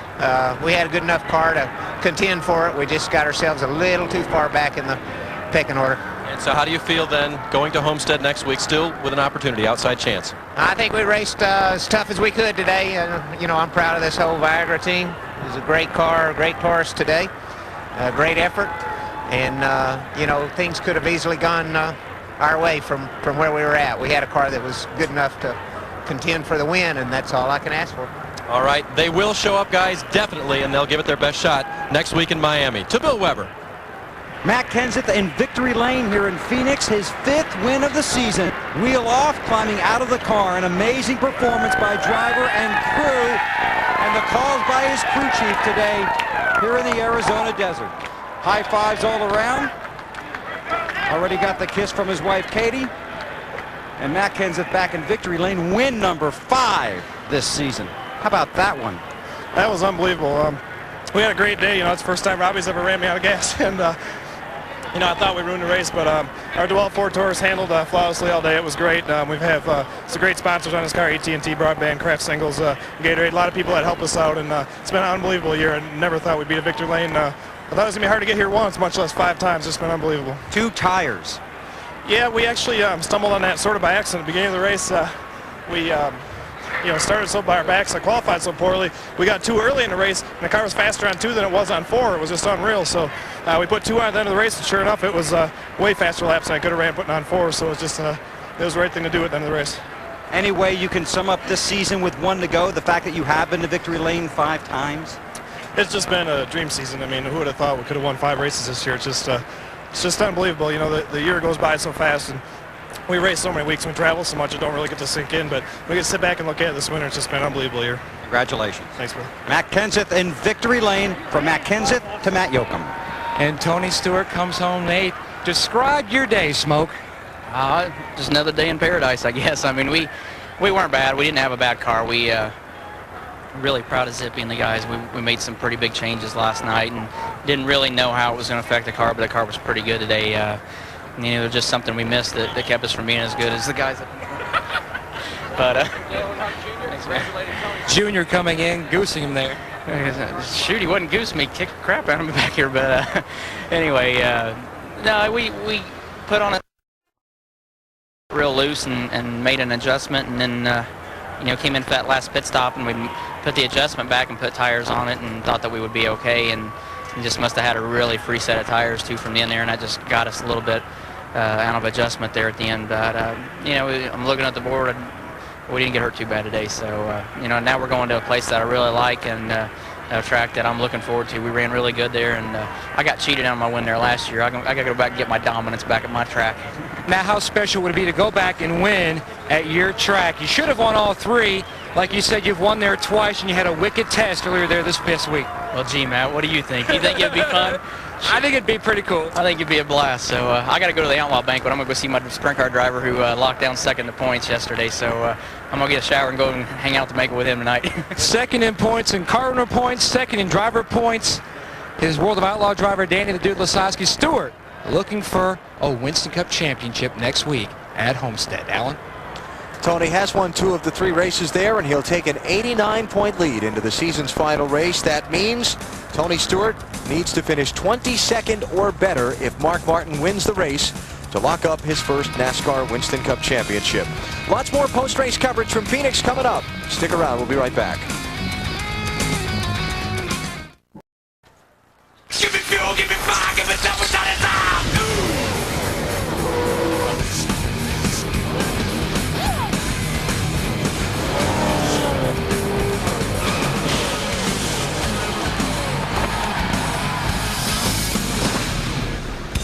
It's the Autotrader.com post-race show. Continuing coverage today here in Phoenix in the aftermath of Matt Kenseth's win in the second-to-last race of the NASCAR Winston Cup season.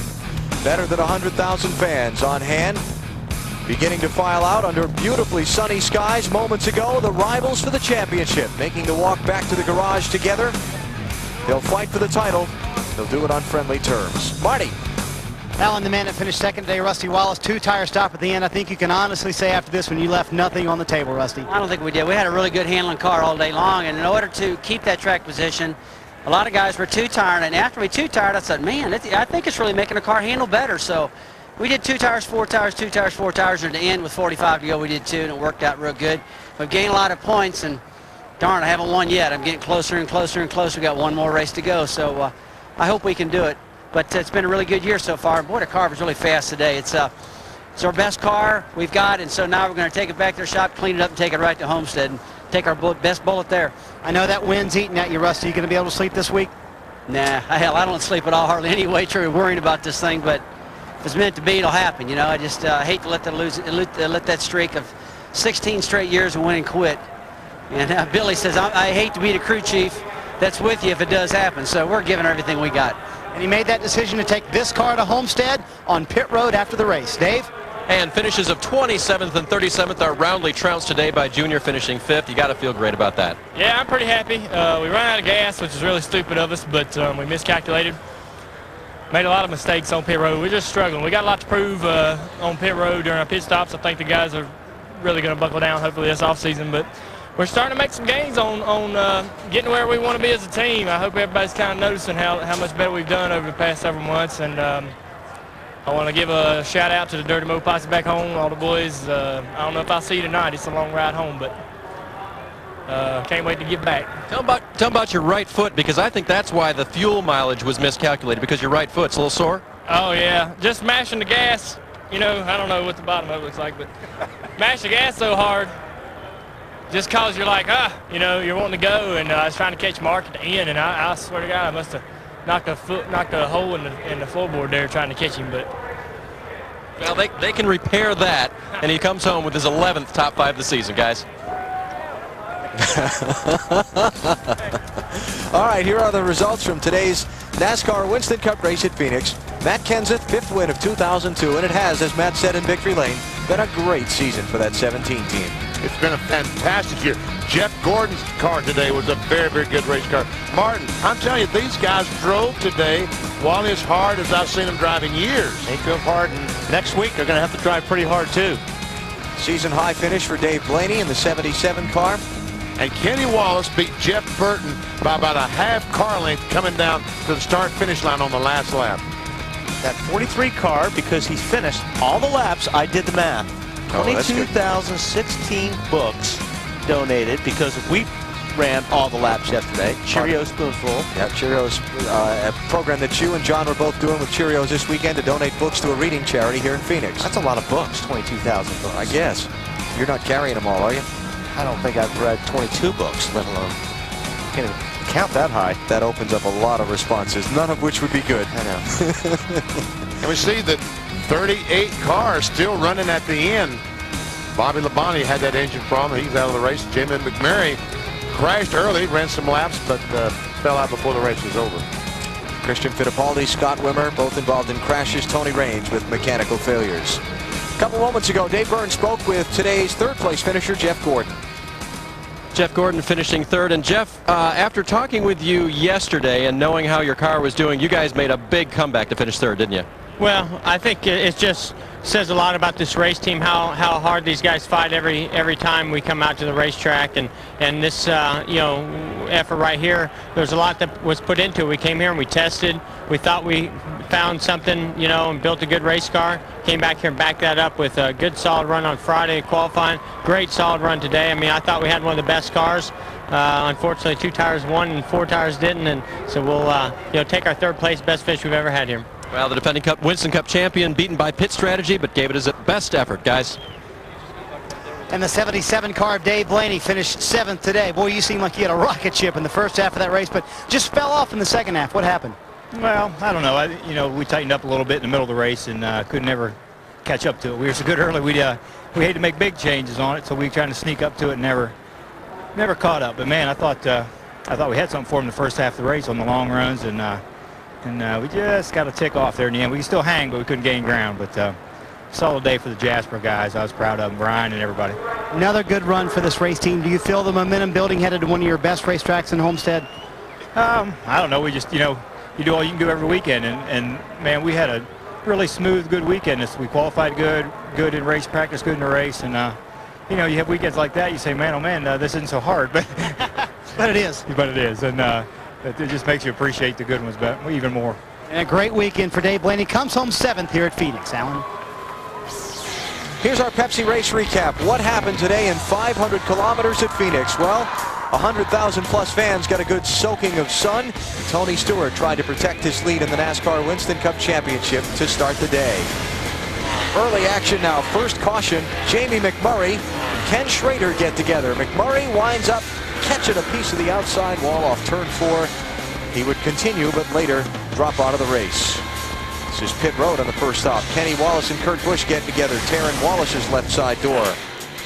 Dale Earnhardt Jr. under the green with a massive lead at lap 118. Runs out of fuel. Comes out 13 seconds behind the leader. Caution here for Scott Wimmer. After he and Robbie Gordon got together, watch Tony Stewart, the championship leader, just slip through. We move ahead now. Rusty Wallace trying to get a spot from Kurt Busch. That was for the race lead. Little close call there. Tony Stewart's car, the handling just kind of went away in the late going, faded back, lost a number of positions, came off of pit road after the final stop in the top 5, wound up finishing in the 8th position.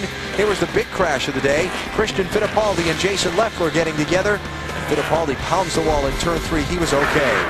Matt Kenseth's team took 2 tires on a stop at lap 259. He got away from the field on the restart, ran off and hid to his league best 5th victory of 2002. That's the Pepsi race recap. Matt, how about Kurt Busch's day? Well, he led the most laps, and unofficially, you moved into 3rd in points, Kurt. It's almost scary because we're only 9 out of 6th, so we're going to keep running like we have, and we had a great car today. It just didn't match up with that last set of tires. It was a bit disappointing, but yet we've shown time and time again that the Rubbermaid Ford can usually adapt to different tire sets, and we had a great set of tires when we didn't pit, and that's when we led a lot of laps. That's when we stayed out front. That last set, I made an adjustment to tighten the car up, but it went loose on us. So that was why we fell back a little bit. You know, it's great to see Mark Martin competing like he is, and I'm real happy with the points day we had. It's on the Homestead, and it's going to be a doozy down there. I'm real excited about it. Hopefully we can run strong and grab that 3rd in points. Now, you have to be excited how this team has really come together in the second half of the year. It's like a perfect blend of chemistry everywhere, whether it's on the pit road, at the shop. I'm just so impressed with the way these guys have been able to adapt to me and the way Jimmy Finney controls the situation. It's just too much fun. And with Matt Kenseth winning today, congratulations to him and all of the Roush teams. Top 3 last week in the pit stop challenge. There's too much to smile about, but yet we've got a lot of work to do next week. They have a lot of momentum and going to another flat track. Kurt talked about that tight fight for 3rd place in the NASCAR Winston Cup standings. Check it out. 3rd to 7th, difference of $500,000 in money. Unbelievable. 230 to 253. And 3rd to 6th, 9 points between them. That's going to be fun to watch next Sunday at Homestead. A little bit deeper into the standings. Dale Earnhardt Jr. just outside the top 10. Remember, only the top 10 get on the stage at the awards night up in New York City in early December, so there's a little pride on the line there.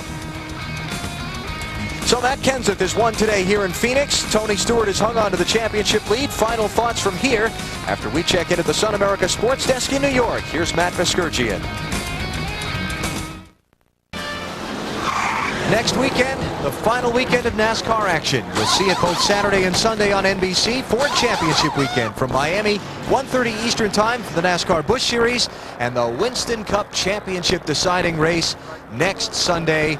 Don't miss it. So Tony Stewart goes to Homestead at a track he's won 2 of 3 races at that have ever been run with an 89-point lead, 22nd or better. Piece of cake, right?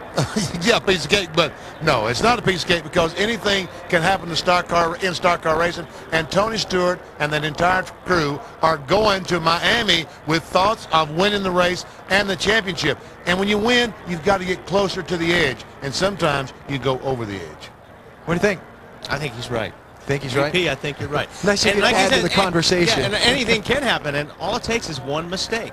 One mistake, and that's it. It could take him out of the championship. May not even be his mistake. Maybe somebody gets into him and turns him, or something disastrous can happen. So he's going to be on pins and needles. I don't care how bad Tony Stewart and team want to put their poker faces on next weekend. It's like Game 7 of the World Series, and the manager puts the ball in your hand as the pitcher. The tension is there, the pressure's there, and it's going to be exciting to see. You can see it in all their faces, in their eyes. Next weekend at Homestead, the Winston Cup Championship will be decided. Look forward to it next weekend.